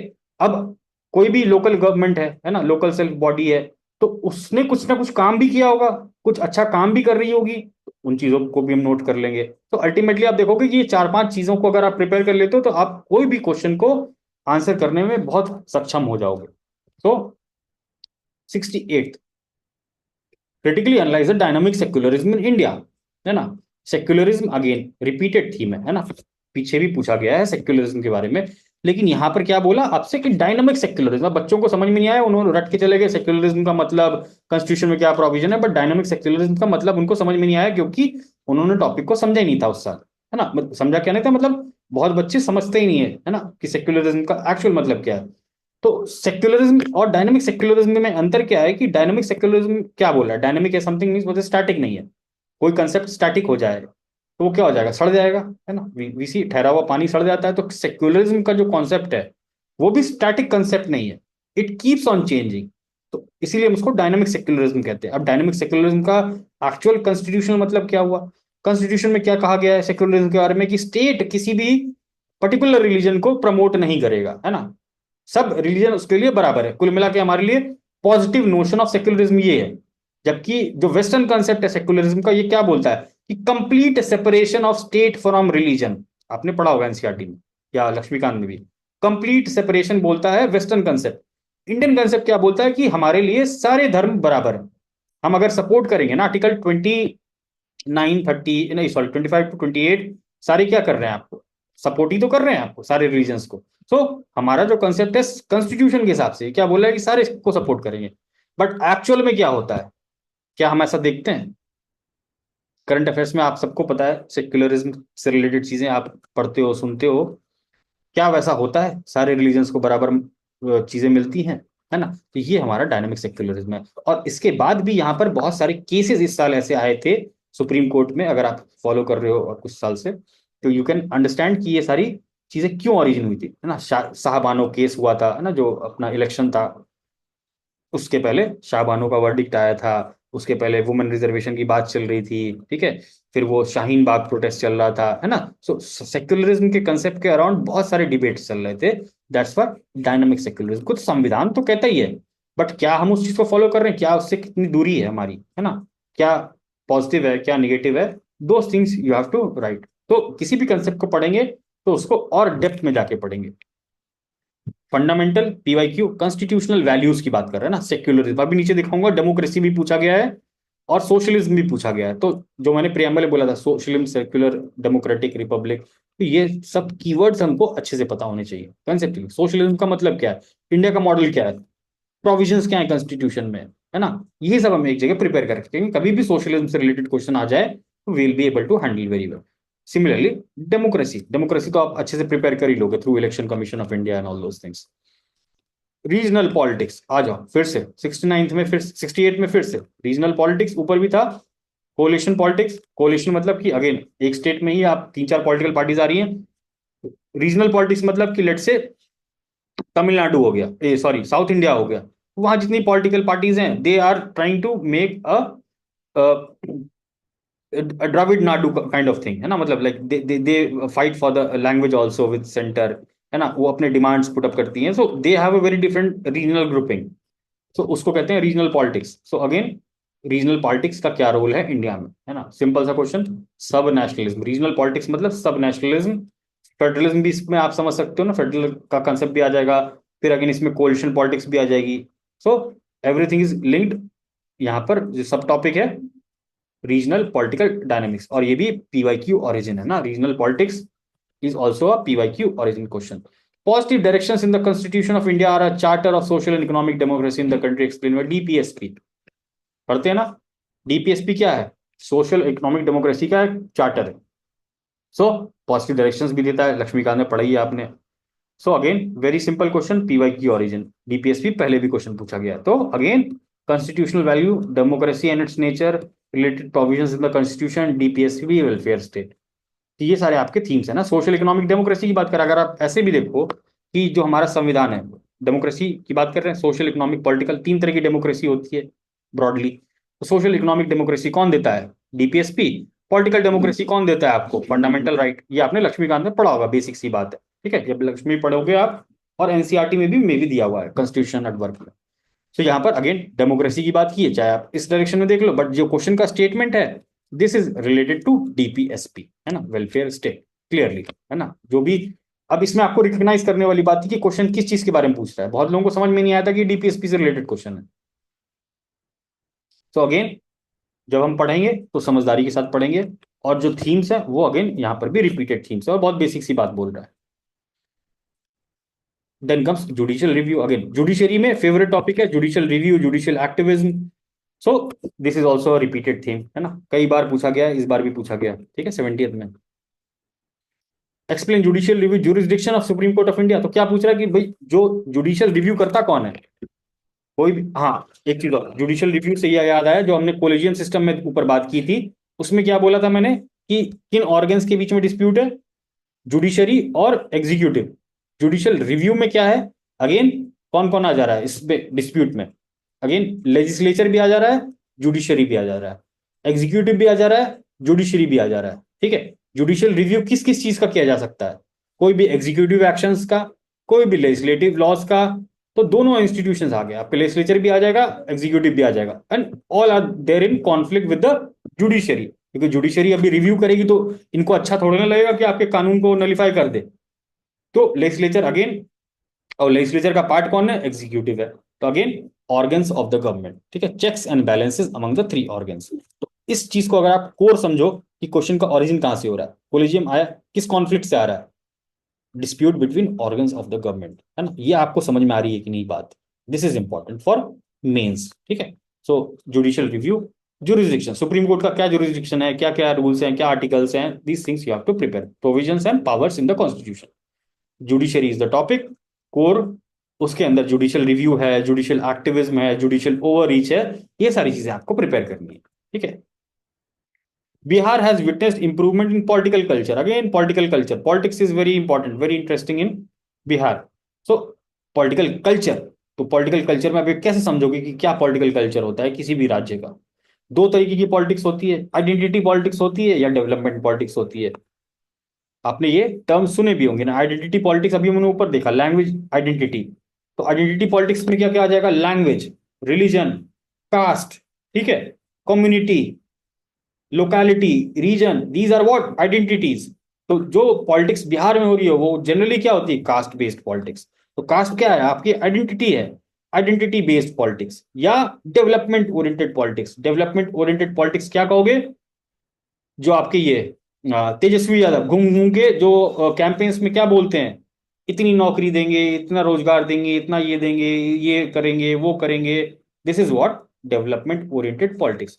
आइडेंटिटी बेस्ड पॉलिटिक्स क्या हो गई, रिलीजन के नाम पे, इंडिया पाकिस्तान के नाम पे, इंडिया पाकिस्तान तो छोड़ दो, चलो वो तो कंट्रोवर्सी है, but still that comes in the religion aspect only, है ना, कि आप हिंदू मुस्लिम में डिवाइड क्रिएट कर दो, कास्ट में डिवाइड क्रिएट कर दो, and you win election. So that is based on identity based politics, वहां डेवलपमेंट का रोल नहीं होगा। तो पहले हमारा क्या होता था, आइडेंटिटी बेस्ड पॉलिटिक्स, बट जब से आपने सुना ही होगा कि 2005 से जब से नीतीश कुमार आए, देन डेवलपमेंट ओरिएंटेड पॉलिटिक्स पे ज्यादा फोकस हो गया।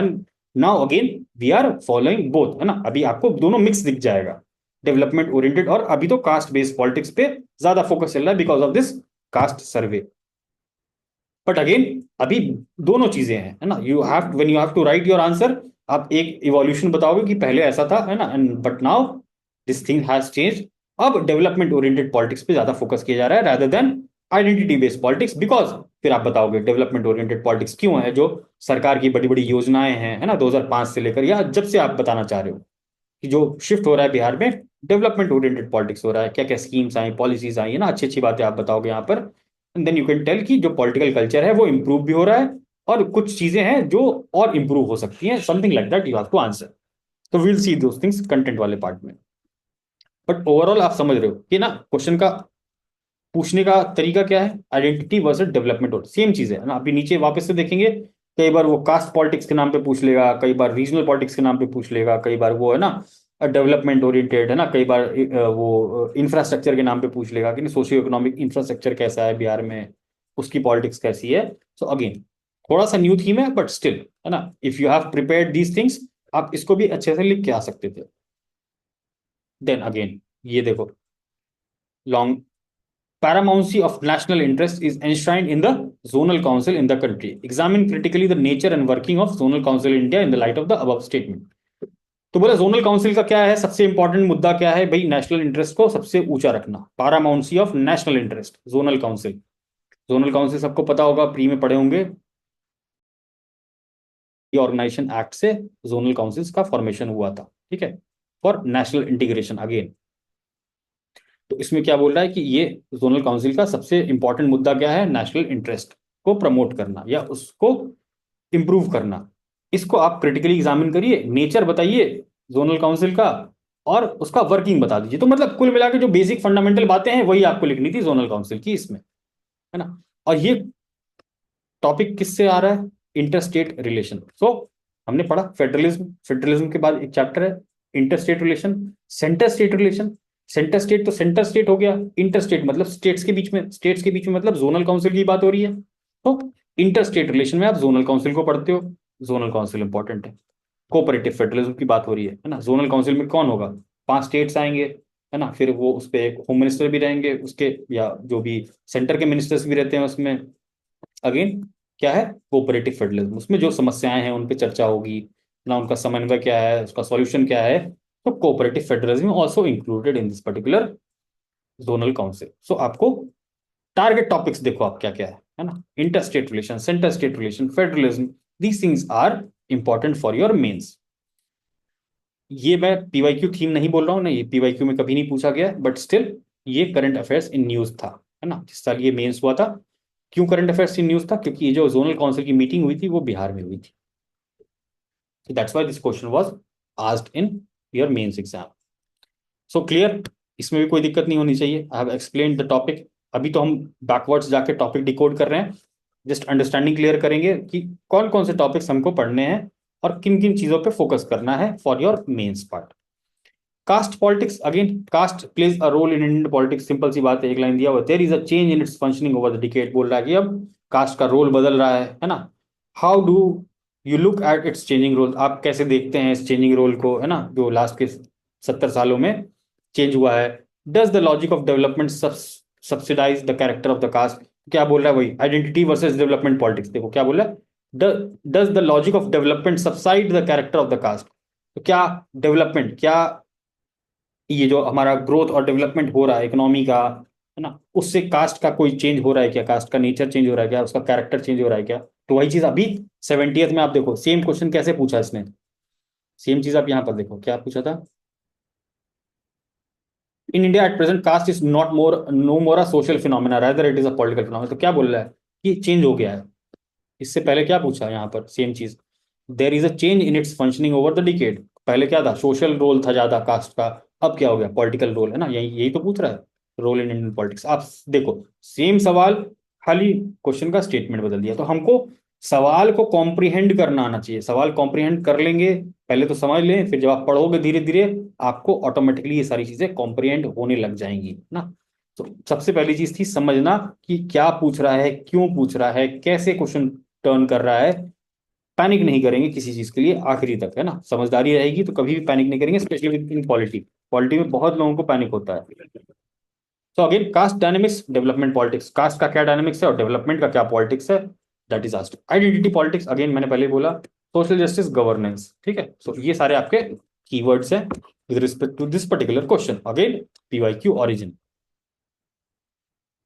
फिर election commission of India, very famous, मतलब very favourite topic, again PYQ theme है ये भी, election commission of India. Electoral democracy in India, ये हमारा theme, just remember electoral democracy in India. उसमें भी इलेक्टोरल रिफॉर्म्स, अभी आप देखना, है ना, इलेक्टोरल रिफॉर्म्स पे बहुत ज्यादा फोकस है। इंस्टीट्यूशन की अकाउंटेबिलिटी, इलेक्शन कमीशन का क्या रोल है ना, क्या पावर्स हैं, क्या वो नए काम कर रहा है, अगर ऐसा आप कभी न्यूज में पढ़ो या किसी मैगजीन में पढ़ो तो you must note those things और keep that with you in your notes. तो इंस्टीट्यूशनल अकाउंटेबिलिटी क्या है इलेक्शन कमीशन की, यहाँ पढ़ते हैं। किसी भी बुक में पढ़ोगे, लक्ष्मीकांत में पढ़ोगे तो आपको प्री सेशन, है ना, पोस्ट सेशन के बारे में पता चल जाएगा। Election commission India has played an important role in conducting election, simple सी बात है। क्रिटिकली एग्जामिन इट्स रोल, है ना, क्या पूछ रहा है, role in making election free and fair.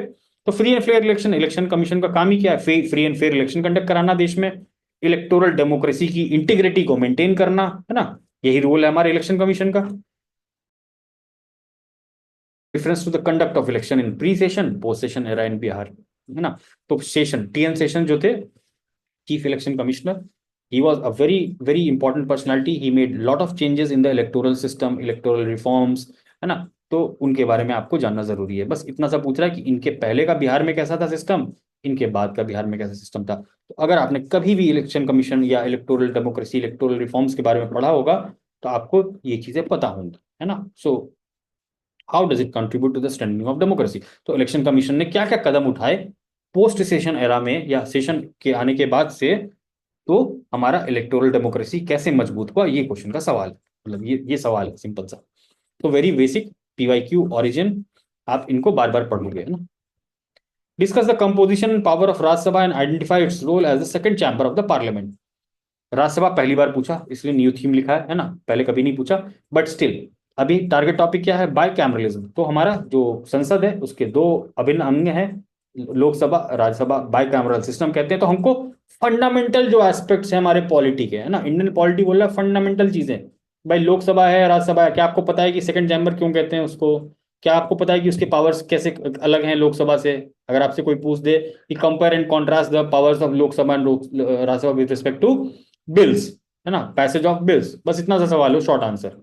क्या आपको ये क्लैरिटी है ना। सो बाय कैमरलिज्म, लोकसभा राज्यसभा अच्छे से समझेंगे, है ना, कि कहां पर क्या हो सकता है, कहां पर क्या नहीं हो सकता, ठीक है। तो these things are very important. Lok Sabha Rajya Sabha parliamentary system हमारा बाय कैमरल, उसमें जो सिस्टम है, रोल क्या है, सेकंड चैम्बर। सेकंड चैम्बर क्यों बोलते हैं, रिवीजन चैम्बर, है ना। लोकसभा ने कुछ पास किया तो you can cross check the laws passed, ठीक है। Then comes 67. 67 में again, Indian Parliament is not a sovereign legislature. Again PYQ repeated theme, exactly same चीज पूछी गई है PYQ में भी। अगर आप नीचे आके देखोगे, मैंने नोट किया हुआ है, वहां पर आप वापस देखोगे सेम चीज पूछी गई थी 67 में। अगर आप पेपर दे रहे होते तो, और आपने PYQ को अच्छे से किया होता, तो आप ये क्वेश्चन बहुत आसानी से वहां पर अटेम्प्ट कर पाते। पार्लियामेंट बोल रहा है सोवरेन लेजिस्लेचर नहीं है, इंडिया की जो पार्लियामेंट है सोवरेन बॉडी नहीं है। It has vast but not unlimited power. जो इंडिया की पार्लियामेंट, उसके पास पावर्स तो बहुत है, लेकिन अनलिमिटेड पावर्स नहीं है कि कुछ भी कर जाए। क्यों, अभी आपने ऊपर क्वेश्चन देखा, बेसिक स्ट्रक्चर डॉक्ट्रिन, कुछ भी अमेंड नहीं कर सकते ना। जुडिशरी आ जाएगी, जुडिशियल रिव्यू आ जाएगा, तो अनलिमिटेड पावर तो है नहीं। जुडिशियल सुप्रीमेसी भी नहीं है, सब काम जुडिशरी कर दे। चेक्स एंड बैलेंसेज हैं। तो जो हम पढ़ते हैं लक्ष्मीकांत में कि इंडिया का जो पार्लियामेंट्री सिस्टम है, it's a balance between parliamentary sovereignty and judicial supremacy, ठीक है। तो दोनों में से कोई सुप्रीम नहीं है, there is a balance between both the things, कि पार्लियामेंट कानून बना भी सकती है, उसके कानून को जुडिशरी रिव्यू करके निरस्त भी कर सकती है, और same happens with the judiciary thing also. Judiciary कोई कानून अगर चेंज करती है तो पार्लियामेंट क्या कर सकती है, उसको वापस से मॉडिफाई कर सकती है। सो दिस इज द स्टेटमेंट कि पार्लियामेंट इंडिया का जो सोवरेन लेजिस्लेचर नहीं, सोवरेन मतलब कि संप्रभु लेजिस्लेचर नहीं कि कुछ भी कर दिया। इट हैज वास्ट, बहुत पावर है पार्लियामेंट के पास, बट अनलिमिटेड नहीं है, ठीक है, सिंपल सी बात। Comment on this statement and highlight as to why the Indian parliament can not be equated with this British counterpart. British counterpart क्या है, जो ब्रिटेन का सिस्टम है, क्या है, पार्लियामेंट सुप्रीम है, वहां सोवरेन है। अमेरिका में जुडिशरी सुप्रीम है, ठीक है। सो इंडिया का बैलेंस है। So you have to answer this 38 marks, very fundamental question, very fundamental. Parliamentary sovereignty versus judicially supremacy comparison का क्वेश्चन है, पार्लियामेंट ओरिजिन। तो parliament is important for you, है ना। पार्लियामेंट की और भी चीजें हम आगे देखेंगे, लिस्ट करेंगे कि ये हमारे लिए पूछी जा सकती हैं। तो पार्लियामेंट थीम आइडेंटिफाई हो गया, so we can like include more questions in that, है ना, that Pooja ma'am will also be doing with you. और हम लोग और भी चीजें लिस्ट कर लेंगे थ्रू अपने test. Then centre state relation, again federalism, centre state relation, reference with respect to Bihar पूछा गया है। प्रॉब्लम्स पूछा है सेंटर स्टेट रिलेशनशिप में क्या है इंडिया में, है ना, सिंपल सी बात पूछी गई। And it's prospects in the future, कि आगे जाके जो सेंटर स्टेट रिलेशंस हैं वो कैसे आपको दिख रहे हैं, with special reference to Bihar. ये 67 में पूछा था, मतलब लगभग 4 साल पहले, 2019 में। एग्जामिन एज टू, उस समय इलेक्शंस भी चल रहे थे ना, आपको याद होगा, जो पैकेज की डिमांड कर रही थी सरकार, है ना, बिहार सरकार, नीतीश गवर्नमेंट पैकेज की डिमांड कर रही थी, नहीं मिल रहा था। स्पेशल स्टेटस की डिमांड कर रही थी, नहीं मिल रहा था, ठीक है। There were lot of issues between centre state, governors भी चेंज हो रहे थे उस समय। सो कंटेक्स्ट भी हमको याद रखना है ना, कि बिहार के कंटेक्स्ट में, इसीलिए मैं बोला कि अभी जैसे बिहार में इलेक्शन है, तो आप थोड़ा सा फॉलो करते रहोगे कि क्या चल रहा है, बड़े बड़े मुद्दे क्या चल रहे हैं, उन्हीं के अराउंड आपके 2-3 क्वेश्चन फ्रेम हो जाएंगे इन योर मेंस, जब भी आपका मेंस होगा दिसंबर जनवरी में। With special reference to Bihar, examine as to how the problem can be constructively handled in tune with cooperative federalism. तो सेंटर स्टेट रिलेशन में कोई समस्या है, समस्या को कैसे समाधान किया जा सकता है, कोऑपरेटिव फेडरलिज्म के मॉडल को दिमाग में रखते हुए, बस इतना सा सवाल है। Again PYQ theme, account for the emergence of regional political parties. Simple, अभी हमने देखा ऊपर भी, रीजनल पॉलिटिकल पार्टीज बोल रहा है कि रीजनल पॉलिटिकल पार्टीज का इमरजेंस कैसे हुआ। Again one party system, two party system, है ना, पार्टी सिस्टम, फिर लोकल लेवल पे जो ग्रीवांसेस थे उससे फिर नई नई पॉलिटिकल पार्टीज निकली, डिफरेंट कास्ट ग्रुप्स ने पॉलिटिकल पार्टीज बनाई, ठीक है। तो emergence of regional political parties in India. Do you think the existence of regional political parties is good for satisfying regional aspiration and national unity? तो regional, मैंने वही बोला, सब नेशनलिज्म की बात थी शुरू में भी, एक ही थीम है।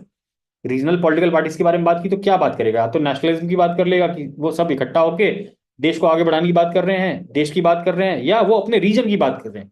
सब नेशनलिज्म, महाराष्ट्र में कोई शिवसेना है तो वो मराठी अस्मिता की ज्यादा बात करेगी, है ना, जेडीयू है तो वो बिहार की ज्यादा बात करेगी। सब नेशनलिज्म की, हमारा रीजन डेवलपमेंट, हमारे यहाँ ये स्कीम आए, हमारे यहाँ ये प्रोजेक्ट आए, हमारे ये हो, है ना, तो रीजनल एस्पिरेशंस वो प्रोवोक करती है।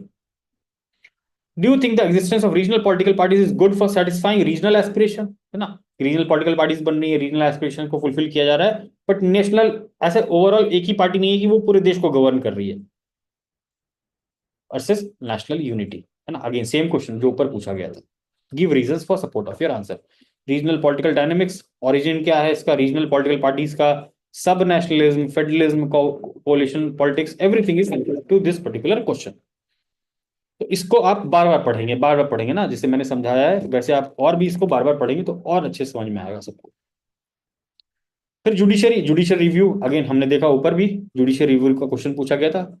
जुडिशियल रिव्यू एक्टिविज्म, है ना, provisions and powers in constitution, checks and balances among the three organs. Judicial review का कंसेप्ट ये है, कुल मिला के चेक्स एंड बैलेंसेस की बात कर रहा है, ठीक है। So judicial review, an independent judiciary having the power of judiciary review is a salient features of the constitution. Judicial review आप पढ़ोगे ना, basic structure doctrine, salient feature of the constitution है judicial review, article 32, 22, 26 और भी तमाम articles है ना, article 13 है, ठीक है।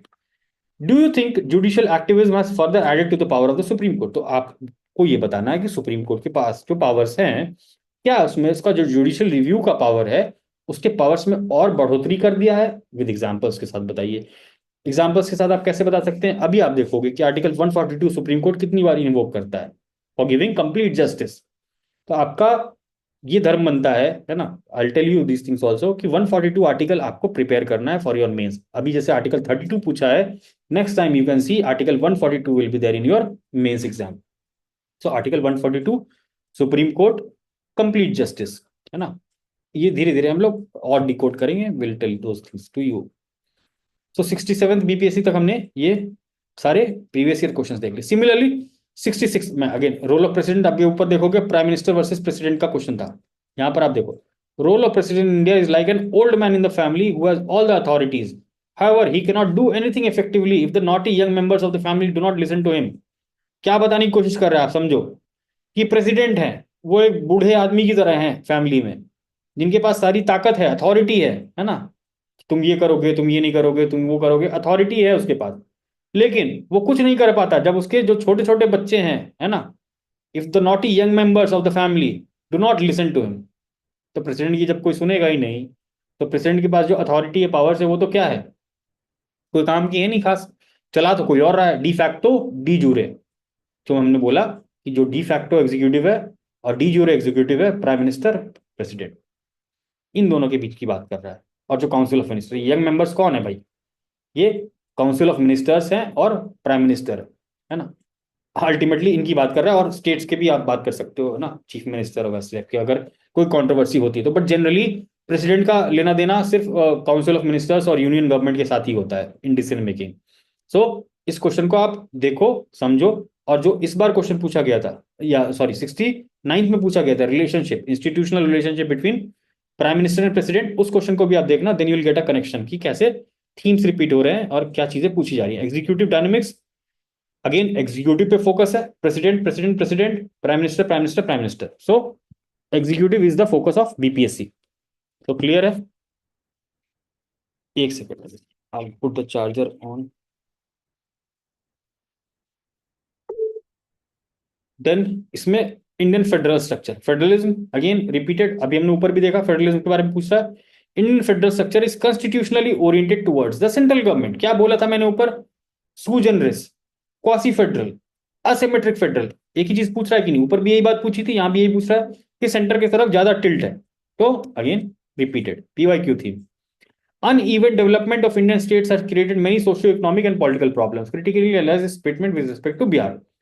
अनइक्वल डेवलपमेंट की बात कर रहे हैं, डेवलपमेंट पॉलिटिक्स की बात कर रहा है, गवर्नेंस की बात कर रहा है, regional disparities, development challenges in Bihar, ये क्यों है? अब यहीं पे सबसे पहला पॉइंट तो यही है, जो बिहार में पॉलिटिक्स है वो क्या है, आइडेंटिटी बेस्ड पॉलिटिक्स है rather than development based politics. ठीक है, सबसे पहला पॉइंट तो ये डेवलपमेंट पॉलिटिक्स और गवर्नेंस ये कैसा है बिहार में, उसकी वजह से ये अनइक्वल डेवलपमेंट है। So this was a new theme, है ना, पहली बार ऐसा क्वेश्चन पूछा कि जो डेवलपमेंट है बिहार में या जो इंडिया के राज्यों में डेवलपमेंट है आपको अलग अलग क्यों दिखता है ना, इसका क्या कारण है, स्पेशल रेफरेंस टू बिहार बताइए। Parliament of India is an effective forum of national integration. Discuss parliament, अभी ऊपर देखा था हमने, पार्लियामेंट्री डेमोक्रेसी की बात कर रहा है कि पार्लियामेंट क्या है, टेम्पल ऑफ डेमोक्रेसी, है ना, टेम्पल ऑफ डेमोक्रेसी बोलते हैं। Parliament as a unifying institution, पूरे देश को आप इकट्ठा करते हो एक जगह, है ना, parliament. Effective forum of national integration, see parliament theme is repeated, ऊपर भी हमने देखा था, वापस आप पीडीएफ को कई बार देखना, मल्टीपल बार देखना पड़ेगा। तो this was your 66th question. Now 65th, do you agree with the view that constitution है given fundamental right, fundamental right core theme, rights versus reasonable restriction. मैंने फंडामेंटल राइट में क्या क्या बोला, आर्टिकल 32 ऊपर हमने देख लिया था, आर्टिकल 19 पूछा है, आर्टिकल 21 पूछा है, और ये एक कोर क्वेश्चन पूछा है। जब आप फंडामेंटल राइट्स पढ़ना शुरू करते हो तो आपको सीधे सबसे पहली चीज बताई जाती है कि जो हमारे फंडामेंटल राइट्स है these are not absolute, absolute तो नहीं है, these are restricted, reasonable restrictions है। तो बस उसकी बात कर रहा है, do you agree with the view that हमारा संविधान एक हाथ से फंडामेंटल राइट आपको देता है, दूसरी हाथ से उसको ले भी लेता है। अब ये ले कैसे लेता है, जब आप ये लक्ष्मीकांत में पढ़ोगे, हर आर्टिकल में रीजनेबल रिस्ट्रिक्शंस दिए हुए हैं, है ना। So those things you have to prepare, memorise. तो ये fundamental right again PYQ theme, है ना, very easy if you understand and prepare these things. Indian parliament is not a sovereign law making body. अभी आप देखो ऊपर क्या पूछा था, यहाँ पर जो हमने ऊपर पार्लियामेंट का क्वेश्चन देखा था, आप यहाँ देखो क्या क्या समझाया था मैंने यहाँ पे आपको, यहाँ पर is not a sovereign legislature, it has unlimited power नहीं है, इसको आप एक्सप्लेन करो। सेम चीज 67 ने पूछी है, अब यहाँ पर देखो आप सेम चीज यहाँ नहीं पूछती है। पार्लियामेंट ऑफ इंडिया, ये पार्लियामेंट से फिर से यहाँ पूछा था, फिर देखो 65 में फिर से पूछा, not a sovereign law making institute, evaluate this statement. अब आप बताओ कि पूरा का पूरा क्वेश्चन रिपीट हो रहा है कि नहीं। So just see, parliamentary sovereignty, judicial supremacy, comparison, PYQ theme. System of Indian political parties is not nationalistic but is individualistic. Explain this fact in the context of Bihar. Party system, political individualism का question है। Again politics, Indian political parties, nationalistic मतलब क्या है कि आपके जो vision होने चाहिए, आपके जो मुद्दे होने चाहिए वो नेशनलिस्टिक होने चाहिए, रादर देन इंडिविजुअलिस्टिक नहीं कि अब आरजेडी का चीफ कौन बन जाएगा, भाई लालू प्रसाद का बेटा, है ना, इस पर्टिकुलर पार्टी का कौन चीफ बनेगा, इसकी बेटी, है ना। सो वो नेपोटिज्म वाला चीज भी नहीं होना चाहिए जो इंडिया की पॉलिटिकल पार्टीज में हो गया है ना। Is not nationalistic but individualistic, individual based. RJD मतलब नीतीश कुमार, सॉरी, आरजेडी मतलब Lalu Prasad Yadav, Tejashwi Yadav. Party is associated with particular individual. BJP आज की डेट में मोदी जी, तो नेशनल कंटेक्स्ट में देखें बीजेपी मतलब प्रधानमंत्री मोदी, बट पहले ऐसा नहीं होता था। पहले बीजेपी मतलब some particular leader was not there, it was an organisation, it was a political party, no one face was there, no individual personality was. But now if you see, Aam Aadmi party मतलब केजरीवाल, ठीक है, शिवसेना मतलब आदित्य ठाकरे, है ना। So you जी सी कि how जो political parties, India की political parties हो रही हैं, those are not nationalistic but they are based on individuals, individual aspiration, fulfilling the local needs, या अपने काम की बात करना, है ना, always thinking of their own. So political parties के बारे में ये PYQ theme again repeated. This was a new theme, है ना, पहली बार पूछा गया था ई गवर्नेंस के बारे में। अगेन इसके बारे में भी आपके बिहार इकोनॉमिक सर्वे में बहुत डिटेल में नोट दिया हुआ था अबाउट दिस ई गवर्नेंस उस साल। That's why this question was asked, और ये बहुत मतलब अब तो प्रिपेयर करने वाला क्वेश्चन है। अब तो ई गवर्नेंस प्रिपेयर करो, मोबाइल गवर्नेंस प्रिपेयर करो ना, will give you notes on these things, don't worry, on the latter part. यहाँ पर क्या पूछा, ई गवर्नेंस का क्या मतलब है, ई गवर्नेंस बिहार में कैसा है ना। तो ये उस साल इकोनॉमिक सर्वे में बहुत सारे स्कीम्स पॉलिसीज के बारे में डिस्कशन था ई गवर्नेंस का। That's why this origin is from economic survey of Bihar. So nothing new, इसमें प्रिपेयर करना है तो हम प्रिपेयर कर सकते हैं, बहुत सिंपल है ये। 64th अगेन प्रियम्बल, आप देख लो प्रियम्बल क्या बोल रहा है। Indian constitution postulates in its preamble that India shall be democratic Republic. अब इसमें कॉन्स्टिट्यूशनल प्रोविजंस क्या हैं, सब लोग म्यूट कर लें, हाँ ओके। सो कॉन्स्टिट्यूशन में बोला गया है, जो इंडिया की प्रेम्बल में क्या बोला गया है कि इंडिया क्या है होगा, सोशलिस्ट होगा, सेक्युलर होगा, डेमोक्रेटिक होगा, रिपब्लिक होगा। मैंने अभी बताया कि क्या है, ये क्या बता रहा है हमारे कंट्री का जो नेचर है, नेचर कैसा है, नेचर हमारा सेक्युलर नेचर है, धर्मनिरपेक्ष नेचर है, सामाजिक नेचर है ना, डेमोक्रेटिक नेचर है, रिपब्लिक नेचर है। ये नेचर है हमारे सोसाइटी का या हमारे इंडियन पॉलिटी का। हमारा लक्ष्य क्या है, वो क्या है, इक्वालिटी लिबर्टी है ना, ये आप पढ़ोगे ना कि हमारा ऑब्जेक्टिव क्या है और नेचर क्या है। नेचर हमारी ये सारी चीजें। तो what are the constitutional provisions to enforce this declaration. भाई अब सेक्युलर है तो आप बताइए कॉन्स्टिट्यूशन के 4 प्रोविजन 5 प्रोविजन बताइए कि सेक्युलर कैसे प्रमोट कर रहा है हमारा संविधान।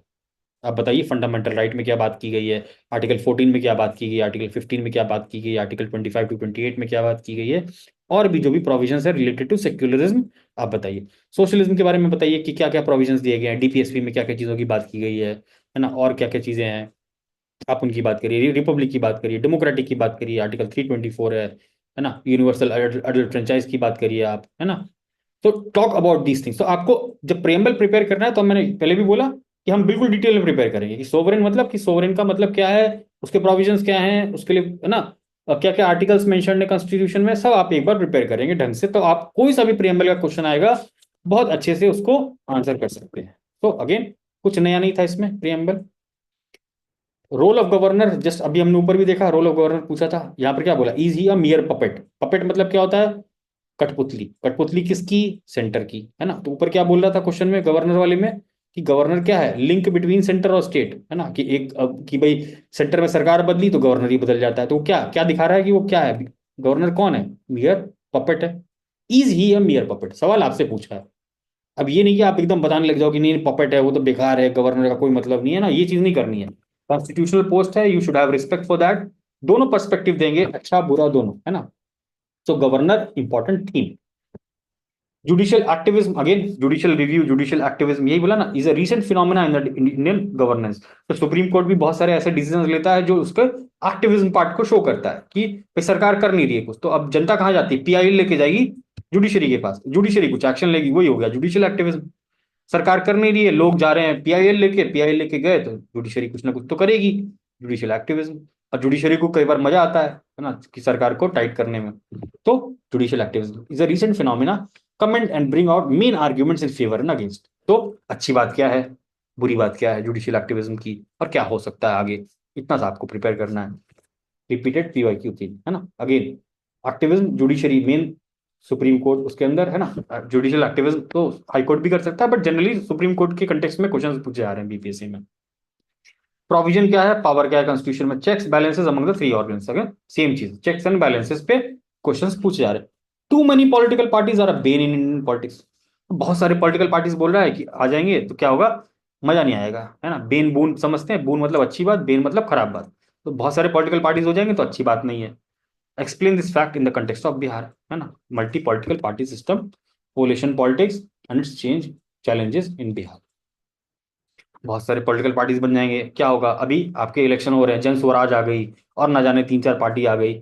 अब क्या होगा, खिचड़ी पक जाएगी, किसी को क्लियर मैंडेट नहीं मिलेगा, खिचड़ी पकेगी, पॉलिसी पैरालिसिस होगा, है ना। दो थिंग्स विल गो ऑन। सो यही पूछ रहा है कि अच्छी बात है खराब बात है, क्या खाली 2 ही पार्टी रहे, आरजेडी जेडीयू, और कोई पार्टी रहे ना, या तो बहुत सारी पॉलिटिकल पार्टीज आ जाएंगी तो क्या परेशानी होगी, ये पूछ रहा है। बेन है कि बून है, हाँ मतलब बेन, ऐसा बेन करके पूछ रहा है, बट बून भी बता सकते हो आप कि नहीं अच्छी बात है ना। आप बता भी सकते हो कि अच्छी बात है, भाई ये लोगों को चॉइस है, पीपल हैव चॉइस, कि मैं इसको नहीं दूंगा वोट, मैं इस पार्टी के साथ जा रहा हूँ, इसकी आइडियोलॉजी मुझे अच्छी लग रही है, इसके प्रोमिस मुझे अच्छे लग रहे हैं। तो दो things can also be written. So again PYQ theme, political parties, जैसे जैसे आप पढ़ते रहोगे आपको ये सारी समझदारी आती रहेगी ना। कोर बुक्स आप या कुछ कोर नोट्स मैं आपको बता दूंगा, आप रीड करोगे पॉलिटिकल पार्टीज पे, you will get good understanding of these things. इससे पहले कॉन्स्टिट्यूशन एट वर्क वाली जो किताब है वो जरूर खत्म कर लिया आप लोग, है ना। ये 63rd वाला पेपर है अगेंस्ट। यहाँ पर देखिए election commission of India, same चीज ऊपर पूछा था, एग्जामिन द रोल, रोल ऊपर ही पूछा था, free and fair election conduct कराने में, सेम चीज यहाँ पर, लेकिन एक चीज और ऐड कर दी, what purpose does the EPIC card electoral identity card serve in this record, free and fair election को कंडक्ट कराने में। अब ये जो इलेक्टोरल कार्ड है ना, इलेक्टोरल आइडेंटिटी कार्ड, ये किस चीज का पार्ट होता है, आप मेरे को बताइए। Election commission free and fair election conduct कराने के लिए हर साल कुछ ना कुछ उपाय करती है ना। कभी अभी जैसे मान लो कि एपिक कार्ड, आपको जो कार्ड मिलता है वोटर आईडी कार्ड, वो अब एपिक कार्ड के नाम से, पहले वैसा नहीं मिलता था। एपिक कार्ड उसको कहते हैं। ये रिफॉर्म आया था, जब भी आया होगा, मेरे को याद नहीं है एग्जैक्टली डेट क्या है, ईयर क्या है, but that is part of the electoral reform. तो हमारा टारगेट क्या है, बीपीएससी पूछना क्या चाह रहा है, तो इलेक्शन कमीशन का पावर फंक्शन, बेसिक सी बात है, वो पूछ रहा है। और दूसरा पूछ रहा है इलेक्टोरल रिफॉर्म्स पे। अब ये एपिक कार्ड 63rd जब एग्जाम हुआ था, वो लगभग हुआ होगा मेरे ख्याल से 2016-17 के आसपास, ठीक है, उस समय ये चीज न्यूज में थी, उसने एपिक कार्ड के बारे में पूछ दिया। अब आपसे अगर आज की डेट में ईवीएम के बारे में पूछते तो आप सरप्राइज नहीं होइएगा बिल्कुल, क्योंकि आपको पता है कि अभी रिसेंट के इलेक्टोरल रिफॉर्म्स क्या क्या हुए हैं, तो आपका उस पर ओपिनियन अपना होना चाहिए, ठीक है। 4-5 पॉइंट आपके हर जो बड़े बड़े रिफॉर्म्स हैं उन पे आपके प्रिपेयर होने चाहिए। हर बार आप देखोगे ना मैगजीन जब पढ़ोगे, देन यू विल सी कि वहां पर रिफॉर्म्स सजेस्टेड भी होते हैं कि ये रिफॉर्म्स और चाहिए। जैसे अभी लोकसभा का इलेक्शन हुआ, उसके बाद जो जो कमियां हुई वो इलेक्टोरल रिफॉर्म्स में लोग बताते हैं, पॉलिटिकल पार्टीज बताती हैं, जो सिविल सोसाइटी होती है वो बताती है, तो वो सारी चीजें डिबेट में रहती हैं कि ये रिफॉर्म होना चाहिए, ये रिफॉर्म होना चाहिए। Model code of conduct very important है ना, उस वो टीथलेस है ना, मतलब उस पर कोई भी आप कानून नहीं बना सकते, कोई भी आके कुछ भी बयान दे जाता है। इलेक्शन कमीशन ऑफ इंडिया कुछ नहीं करती, क्योंकि कोई पावर है ही नहीं उसके पास, लीगल स्टेटस है ही नहीं उसका। तो अगली बार आप उम्मीद कर सकते हो कि मॉडल कोड ऑफ कंडक्ट पे सवाल बन जाए, वो भी इलेक्टोरल रिफॉर्म का पार्ट है, इलेक्टोरल डेमोक्रेसी का पार्ट है।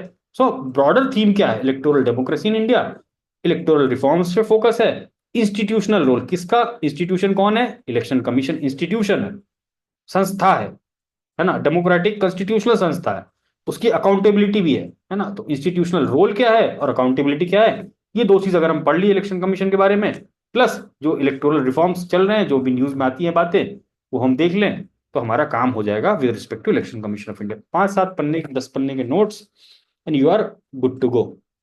Do you agree with Indian politics today primarily revolves on development politics rather than prescriptive politics? जो ऊपर हमने देखा कि इंडियन पॉलिटिक्स क्या बोल रहा है कि टुडे रिवॉल्व्स प्राइमरीली अराउंड, बोला कि जो भारत की राजनीति है वो दो ही चीज के अराउंड घूम रही है, या तो वो डेवलपमेंट पॉलिटिक्स के अराउंड घूम रही है, या तो एस्क्रिप्टिव पॉलिटिक्स। एस्क्रिप्टिव पॉलिटिक्स मतलब कोई चीज आपको जन्म से मिल जाए।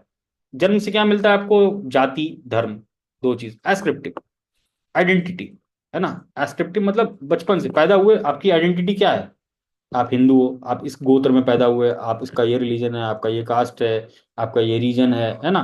सो these things are what ascriptive, आप इसको डिसाइड नहीं करते हो, है ना, ये आपको डिसाइड करती है। सो इंडिया की पॉलिटिक्स अगेन क्या है, डेवलपमेंट बेस्ड पॉलिटिक्स है, एस्क्रिप्टिव पॉलिटिक्स है। बिहार के रेफरेंस में डिस्कस करिए अगेन क्या है, PYQ theme, PYQ theme. Similarly I guess अभी आप लोग है ना, सेम चीज यहाँ पर regional political parties, again same चीज, PYQ theme. Doctrine of basic structure आप देखो यहाँ पूछा है, अभी 69 में पूछा था, 70th में पूछा था। अब देखिए कैसे रिपीट हो रहा है, ये कब पूछा हुआ है, देखो 63rd में पूछा हुआ है, और ऊपर 69 में भी हमने देखा बेसिक स्ट्रक्चर डॉक्ट्राइन पूछा हुआ था ना। तो if you are prepared PYQ you will rock in prelims, ये polity paper also. Landmark supreme court judgments, Kesavananda Bharati case, ठीक है, so that is the basic thing you have to prepare. Center sponsored relationship always been a point of contention between center state relation में dispute भी ऊपर भी हमने देखा, major dispute between centre and state, centre and state का contention, वही चीज पूछ रहा है, areas of tension between centre and state. यहाँ area of one of the area of tension क्या है, centrally sponsored scheme. Special category status भी पूछा जा सकता था इन केस वो अभी न्यूज में रहता या बीपीएससी का मूड होता। तो अपने को ये ध्यान में रखना है कि सेंटर स्टेट रिलेशन है, फंडामेंटल बातें तो हम प्रिपेयर कर लेंगे कि भाई मेजर मेजर प्रॉब्लम्स क्या है, उनके नोट्स बना लिए, प्लस जो रिसेंटली न्यूज में चल रहा होगा किसी भी स्टेट के साथ कोई भी डिस्प्यूट, वो चीज हम नोट करते चलेंगे अगर कोई बहुत बड़ा मुद्दा हो रहा है, specially with respect to Bihar. Then 60 second आप देखो, डीपीएसपी वाले मैंने बताया था ना ऊपर वाला, DPSP are not mere pious declaration but clear direction for the guidance of state policy. Again very easy, DPSP क्या है, fundamental principle in governance of India, constitutional governance, जो हमारा देश का गवर्नेंस होता है, social political democracy, social economic democracy. हमने ऊपर देखा था ना क्वेश्चन, डीपीएसपी का क्या पूछा, direction in social economic democracy. So same चीज, welfare state, constitutional legal provisions क्या है उसको एनफोर्स करने के लिए, ये सारी चीजें हम डीपीएसपी में प्रिपेयर करेंगे। कंसेप्ट ऑफ सेक्युलरिज्म, है ना, हिंदुत्व का कंसेप्ट, अगेन इस समय वही अपने इलेक्शन चल रहे थे 2014 वाले, हिंदुत्व हिंदुत्व चल रहा था उस समय, that's why this was asked. और वो पूछ रहा है सेक्युलरिज्म के अगेंस्ट है क्या ये। अब हिंदुत्व क्या है आप सोचो, है ना, कि कोई एक आपके ऊपर आइडियोलॉजी थोपी जाएगी। कंसेप्ट ऑफ हिंदुत्व यही है ना, कि आप हिंदू राष्ट्र बना देंगे, ये कर देंगे, वो कर देंगे, something like this is broader understanding of Hindutva. क्या ये सेक्युलरिज्म के अगेंस्ट नहीं है, यही चीज पूछ रहा है बस, या आपको अपना व्यू बताना होगा। ठीक है, Indian secularism and it's nature. Identify the major pressure groups in Indian politics, थोड़ा सा न्यू थीम है ना, न्यू थीम था। प्रेशर ग्रुप्स आपको पता होने चाहिए, आप लक्ष्मीकांत पढ़ोगे उसमें प्रेशर ग्रुप नाम का चैप्टर भी है, तो आपको वो तो क्लैरिटी मिली जाएगी कि प्रेशर ग्रुप होता क्या है। वंस यू नो दैट, आप यहाँ पर लिख सकते हो कि प्रेशर ग्रुप्स क्या क्या होते हैं। कास्ट बेस्ड प्रेशर ग्रुप्स हो गया, बिजनेस बेस्ड प्रेशर ग्रुप्स हो गए, स्टूडेंट्स पॉलिटिक्स वाले प्रेशर ग्रुप्स हो जाते हैं। ठीक है, so lot of pressure groups are there which influences in Indian politics. ठीक है, pressure groups and the role in shaping politics and policies. तो this is again important. Powers and actual position of governor in Bihar, है ना, again governor repeated theme है। Analyze tension areas between center state in federal system. Describe current state of relation between union government and Bihar state. Repeated theme, tension areas between center and state. Role of caste in electoral politics. Simple. To what extent did caste factor play a role in 2015 election? 2015 election में ये question पूछा था, role of caste in electoral politics in India. अब अगली बार आपके question में भी यही पूछा जा सकता है सेम। अभी चुनाव है नवंबर में, तो फिर आपके एग्जाम में यही पूछेगा, to what extent did caste play role in 2024 या 2025 बिहार इलेक्शन। सेम क्वेश्चन आपसे पूछ लेगा, है ना, तो आप पूरा फॉलो करते रहेंगे कि कास्ट का क्या रोल चल रहा है अभी। और डिफिकल्ट नहीं है, once I will teach you AI, you will be able to do that very easily. Judicial review, basic structure, again repeated.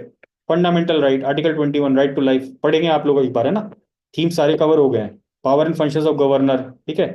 Discuss Indian federal system, centre state administrative relations with special reference to national counter terrorism centre. ये उस समय important चीज चल रही होगी जो centre state में विवाद क्रिएट हो रहा होगा, बिकॉज मेरे ख्याल से ये उस समय की बात है, 1999 की है की बात है, या मे बी पार्लियामेंट अटैक के समय की बात है ये एग्जाम, मे बी शायद 2006-7 के आसपास एग्जाम में हुआ। I don't remember the date, but उस समय ये नेशनल काउंटर टेररिज्म सेंटर से रिलेटेड डिबेट चल रहा होगा करंट अफेयर्स में, and that will be on debate between centre state relation और इंडियन फेडरल मॉडल क्या है ना, उन पर डिबेट चल रहा होगा। So that's why this question was asked from current affairs.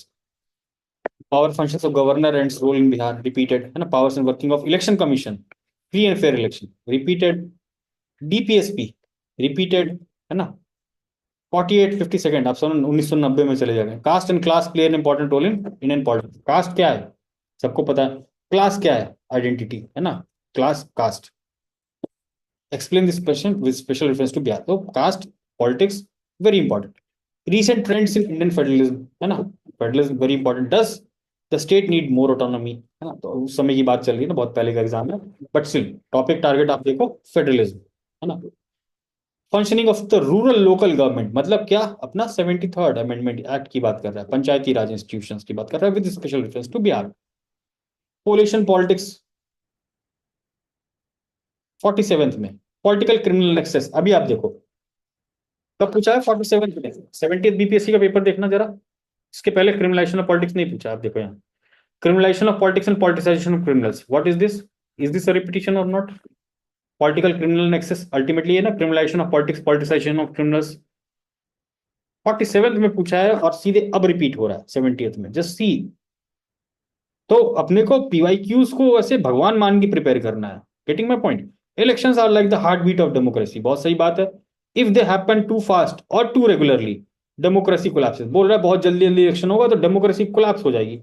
आप देखो, explain your view on mid term polls in context of Indian politics. उस समय मिड टर्म पोल की चर्चा चल रही होगी, ठीक है। अभी क्या चर्चा चल रही है इलेक्शन से रिलेटेड, सेम चीज अगर मैं यहां पर ये हटा दूं, explain your view on simultaneous elections in context of Indian politics. Same question applicable है कि नहीं, हर साल क्वेश्चन पूछा गया कि नहीं। आप देखो, इलेक्शन से साइमल्टेनियस इलेक्शन, सेम चीज है। Elections are like the heart beat of democracy. अगर वो बहुत जल्दी जल्दी होंगी या टू इरेगुलरली होंगी तो क्या होगा, डेमोक्रेसी कोलैप्स हो जाएगी। Explain your view in context of simultaneous elections. Same question, but इस बार आप देखो साइमल्टेनियस इलेक्शन से क्वेश्चन पूछा गया। Same thing can be asked. So elections very important, है ना। इलेक्टोरल रिफॉर्म्स क्या चल रहे हैं वो भी बहुत important. Then issue of reservation, आप देखो ईडब्ल्यूएस वाला मैंने देखा था ना, 69 में पूछा गया था। Reservation favourite topic. Social justice method. Issue of reservation is nothing but consolidation of vote bank by political party. ये बोल रहा है, सही बात है। कि जो रिजर्वेशन का मुद्दा है अभी विकास सेंसस हो रहा है, फिर इसके बाद क्या होगा, रिजर्वेशन की डिमांड होगी, इतना परसेंट बढ़ा दो, उतना परसेंट ये कर दो। अभी INC, Indian national Congress, Rahul Gandhi is telling कि वो 50% कैप जो है इंदिरा साहनी केस में जो फिक्स किया गया है फॉर रिजर्वेशन, उसको ब्रीच करना ही पड़ेगा once caste census is done. तो सबसे बड़ी टेंशन की बात यह है कि अभी जैसे ही कास्ट सेंसस होगा, ऑब्वियसली जो जनरल पॉपुलेशन है दे आर फार लेस, है ना, OBC population is far more. So again demand will be there कि भाई प्रपोर्शन में रिप्रेजेंटेशन चाहिए, we need representation in proportion. तो ऑब्वियसली अगर आपका प्रपोर्शन है पूरे देश में, अगर ओबीसी, अगर आप ना you you calculate these things, तो जनरल का पॉपुलेशन बहुत कम है। इवन बिहार कास्ट सेंसस जो आया है उसमें भी आप देखो जनरल कैटेगरी का बहुत कम है, 10-15% है, बाकी सब रिजर्व कैटेगरीज के हैं। तो उनका तो कहना होगा कि 50% जो रिजर्वेशन जनरल कैटेगरी को मिल रहा है वो हटाइए, आप हमको 70% दीजिए आप। सो रिजर्वेशन का डिमांड कैसे आप हैंडल करते हो ना, ये देखो वोट बैंक पॉलिटिक्स, तो अभी भी वही चल रहा है, वोट बैंक पॉलिटिक्स। अगर आप उसको देखना चाहो, नजरिया अलग अलग है ना, एक ही नजरिए से हम किसी चीज को नहीं देखेंगे कि ये सिर्फ वोट बैंक पॉलिटिक्स है। There are lot of things, social justice भी इसमें इंक्लूड है। ऑब्वियसली ऐसा नहीं कि कास्ट सेंसस होगा तो सब कुछ रिजर्वेशन पे ही टिक जाएगा, है ना, ऑब्वियसली लोगों को बेनिफिट भी होगा, है ना। So multiple aspects are there in particular thing, सब उनको समझेंगे ना। What do you suggest methods other than reservation to provide social justice, सामाजिक न्याय, सामाजिक न्याय। रिजर्वेशन क्या है, टूल है, अफर्मेटिव एक्शन का टूल है फॉर प्रोवाइडिंग सोशल जस्टिस, सामाजिक न्याय देने के लिए डिप्रेस क्लास के लिए। बट आपके पास इसका कोई और तरीका है क्या, ये बताइए। ऐसा पूछा है इस क्वेश्चन कि रिजर्वेशन को छोड़ दीजिए आप, रिजर्वेशन बहुत पॉलिटिकल मुद्दा हो जाता है, और इसके अलावा कोई अगर और तरीका हो सामाजिक न्याय देने का तो आप वो बताइए सॉल्यूशन, ऐसा क्वेश्चन ने पूछा है आपसे। तो ये चीज पे हम रिफ्लेक्ट भी करेंगे, ये सवाल आज भी वैलिड है। 46 में इलेक्शन कैंपेन से क्या मतलब है, important methods of election campaign. अब ये तो नहीं पूछेगा बिल्कुल अभी आज के समय में। Role of bureaucracy in conducting free and fair elections in the under the guidance of election commission of India. ये बेसिक बेसिक क्वेश्चंस बहुत पहले पूछे गए हैं, तो उस समय नेट वेट होता नहीं था ना, गिनी चुनी किताबें होती थी, उसी से लोग पढ़ के जाते थे। बट आप क्वेश्चन का नेचर देखो, एकदम फंडामेंटल बात पूछ रहा है, आज भी वही चीज पूछ रहा है, लेकिन आज के कंटेक्स्ट में। आज पूछ लेगा मॉडल कोड ऑफ कंडक्ट के बारे में बता दीजिए, साइमल्टेनियस इलेक्शन के बारे में बता दीजिए, थीम वही है, इलेक्शन, इलेक्टोरल पॉलिटिक्स, ठीक है, कास्ट पॉलिटिक्स, रीजनल पॉलिटिक्स। तो एक बार आप role of language in Indian politics देख लो आप, ये कब पूछा हुआ है, कहां से रिपीट हो रहा है, 46, 70th में देखो, ये देखो आप, कहाँ गया क्वेश्चन, लैंग्वेज वाला क्वेश्चन कहाँ गया इसमें। ये देखो, analyse the political impact of linguistic identity in India, effective as symbol of identity. अब सोचो लैंग्वेज पॉलिटिक्स का कैसे रिलेशन यहाँ पर आ गया in this question. Role of language in Indian politics, again linguistic identity, enumerate provisions for linguistic minorities in Bihar. But you see, language is also a kind of identity, और उसके around भी politics होती है, तो BPSC ने पूछा हुआ है लिंग्विस्टिक, तो वेरी फोकस्ड वे में हम इसको समझेंगे ना, linguistic identity. I complete this, है ना, थोड़ा सा time take. Basic provisions of 73rd constitutional amendment act, Panchayati Raj, easy. Coalition politics, main reasons for the emergence of coalition politics, देख लो यहाँ पर क्या पूछा था, emergence of coalition politics, evolution of political parties, coalition government, यही पूछा ना, अभी भी इवोल्यूशन ही पूछ रहा है। आप देखो कब पूछा था evolution, main reason for the evolution of emergence of coalition politics India, कब पूछा था, देख लो 44th, 44th मतलब 46, 20-25 साल पहले। आज भी वही पूछा है 70th में। Comment of election commission of India repeated, how chief minister is appointed, है ना, फंक्शन क्या है, ये सब चीजें बेसिक चीफ मिनिस्टर प्रिपेयर कर लेंगे। अमेंडमेंट प्रोसीजर आप देखो कब पूछा है, अभी फिर से पूछा था ना 69 में हमने देखा। प्रियम्बल 44th में पूछा है, फिर से पूछा, दो दो तीन तीन बार। रीजनलिज्म इन इंडियन पॉलिटिक्स, है ना, फिर से पूछा रीजनल पॉलिटिक्स। जुडिशियल एक्टिविज्म पहले भी पूछा, अभी पूछा। Role of caste in class formation India, caste का क्या रोल है कास्ट क्लास के फॉर्मेशन में, 43rd में ही पूछा। Emerging tendencies in Indian democracy, democracy democracy secularism, मैंने बोला सोवरेन सेक्युलर डेमोक्रेसी, है ना, जो हमारा नेचर है, जो हमारे समाज का नेचर है, जो हमारे इंडियन पॉलिटिकल नेचर है, उनके कीवर्ड्स को हम अच्छे से प्रिपेयर करेंगे। Electoral process in Bihar, India is a liberal democratic state, मैंने बोला प्रियम्बल में क्या बोला, लिबरल, है ना, डेमोक्रेसी, लिबर्टी, ये सब चीजों पे हम अच्छे से प्रिपेयर करके रखेंगे। 42nd, caste as a factor in Bihar politics since 1977, caste politics, ठीक है। कोलेशन, आर्टिकल 356 इमरजेंसी, ठीक है। प्रियम्बल फिर से सी 42nd में, गवर्नर, इंडियन प्रेसिडेंट, आप देख लो, मैंने बोला कि एग्जीक्यूटिव प्रिपेयर करना है, पार्लियामेंट में एग्जीक्यूटिव, और एग्जीक्यूटिव में भी प्रेसिडेंट और प्राइम मिनिस्टर। तो आप प्रेसिडेंट देखो कब से पूछता आ रहा है, अब ये नहीं प्रिपेयर करोगे और क्वेश्चन पूछ लिया प्रेसिडेंट से रिलेटेड और आप नहीं आंसर कर पाए, एवरेज भी नहीं आंसर कर पाए, then it's your fault. Discuss the role of caste in Indian politics, 42nd 41st में पूछा, आज emerging trend in Indian federalism, nothing new. Judicial action, again judicial review की बात कर रहा है। पार्लियामेंट्री सोवरेनिटी, जो हमने अभी डिस्कस किया, पार्लियामेंट का जो question, parliamentary sovereignty versus judicial supremacy, तो अगेन इंपॉर्टेंट। डीपीएसपी 40th में भी पूछा है। गवर्नर, सेम चीज रिपीट हो रही है। Panchayati Raj, quasi federal, fundamental duties, that's it, है ना। आपने सारे पीवाईक्यूज को एक बार देख लिया है, so that's it, we have done with the PYQ. अब ये डॉक्यूमेंट आप वापस से आज एक बार आराम से वापस से पढ़ोगे, tomorrow we will have again session and then will analyse कि इसको हम प्रिपेयर कैसे करेंगे, किस सीक्वेंस में प्रिपेयर करेंगे, विल सी दिस। इससे पहले कि आप लोग सब इसको वापस से एक बार अच्छे से पढ़ेंगे, समझेंगे, और इससे रिलेटेड जो भी डाउट होगा वो मेरे से वापस से पूछना। क्लियर है? So will close. Pooja ma'am की क्लास भी है, 8:30 से ज्यादा हो गया, she might be waiting for you all. सबको क्लियर है ये वाला? एवरीवन? Yes sir. ठीक है, ये पीडीएफ सब यस सर। 70th वाला भी आराम से बैठ के पढ़ेंगे। अपने से जो जो थीम्स मैंने लिखे हैं साइड में ना, उनको भी नोट डाउन कर लेंगे सीक्वेंस में, कि पहले क्या करना है, प्रियम्बल, प्रियम्बल के बाद बेसिक स्ट्रक्चर की बात करेंगे, फिर, है ना, in sequence of what you will prepare. सबके पास लक्ष्मीकांत है, सबने पढ़ा हो थोड़ा बहुत पॉलिटी, जिन्होंने नहीं पढ़ा है उनके लिए हम कल वापस से ये सेशन में समझाएंगे कैसे प्रिपेयर करना है ना। एआई का यूज भी कल ही की क्लास में कर दूंगा मैं, ठीक है। आज हम लोग क्या करेंगे, अभी सेशन अटेंड करो पूजा मैम का, and then give your time tomorrow, फिर से सारे क्वेश्चंस को पढ़ेंगे। जो लोग बिल्कुल नए हैं उनको शायद समझने में दिक्कत हो बहुत, बट इतने आराम से समझाया है, इतने बेसिक लेवल पे चीजें बताई हैं, क्या आई होप सबको क्लियर होगा।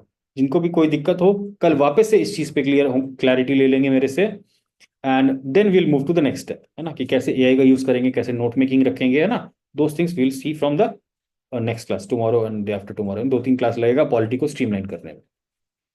क्लियर है सबका? Yes sir. Yes yes sir. Class होगी?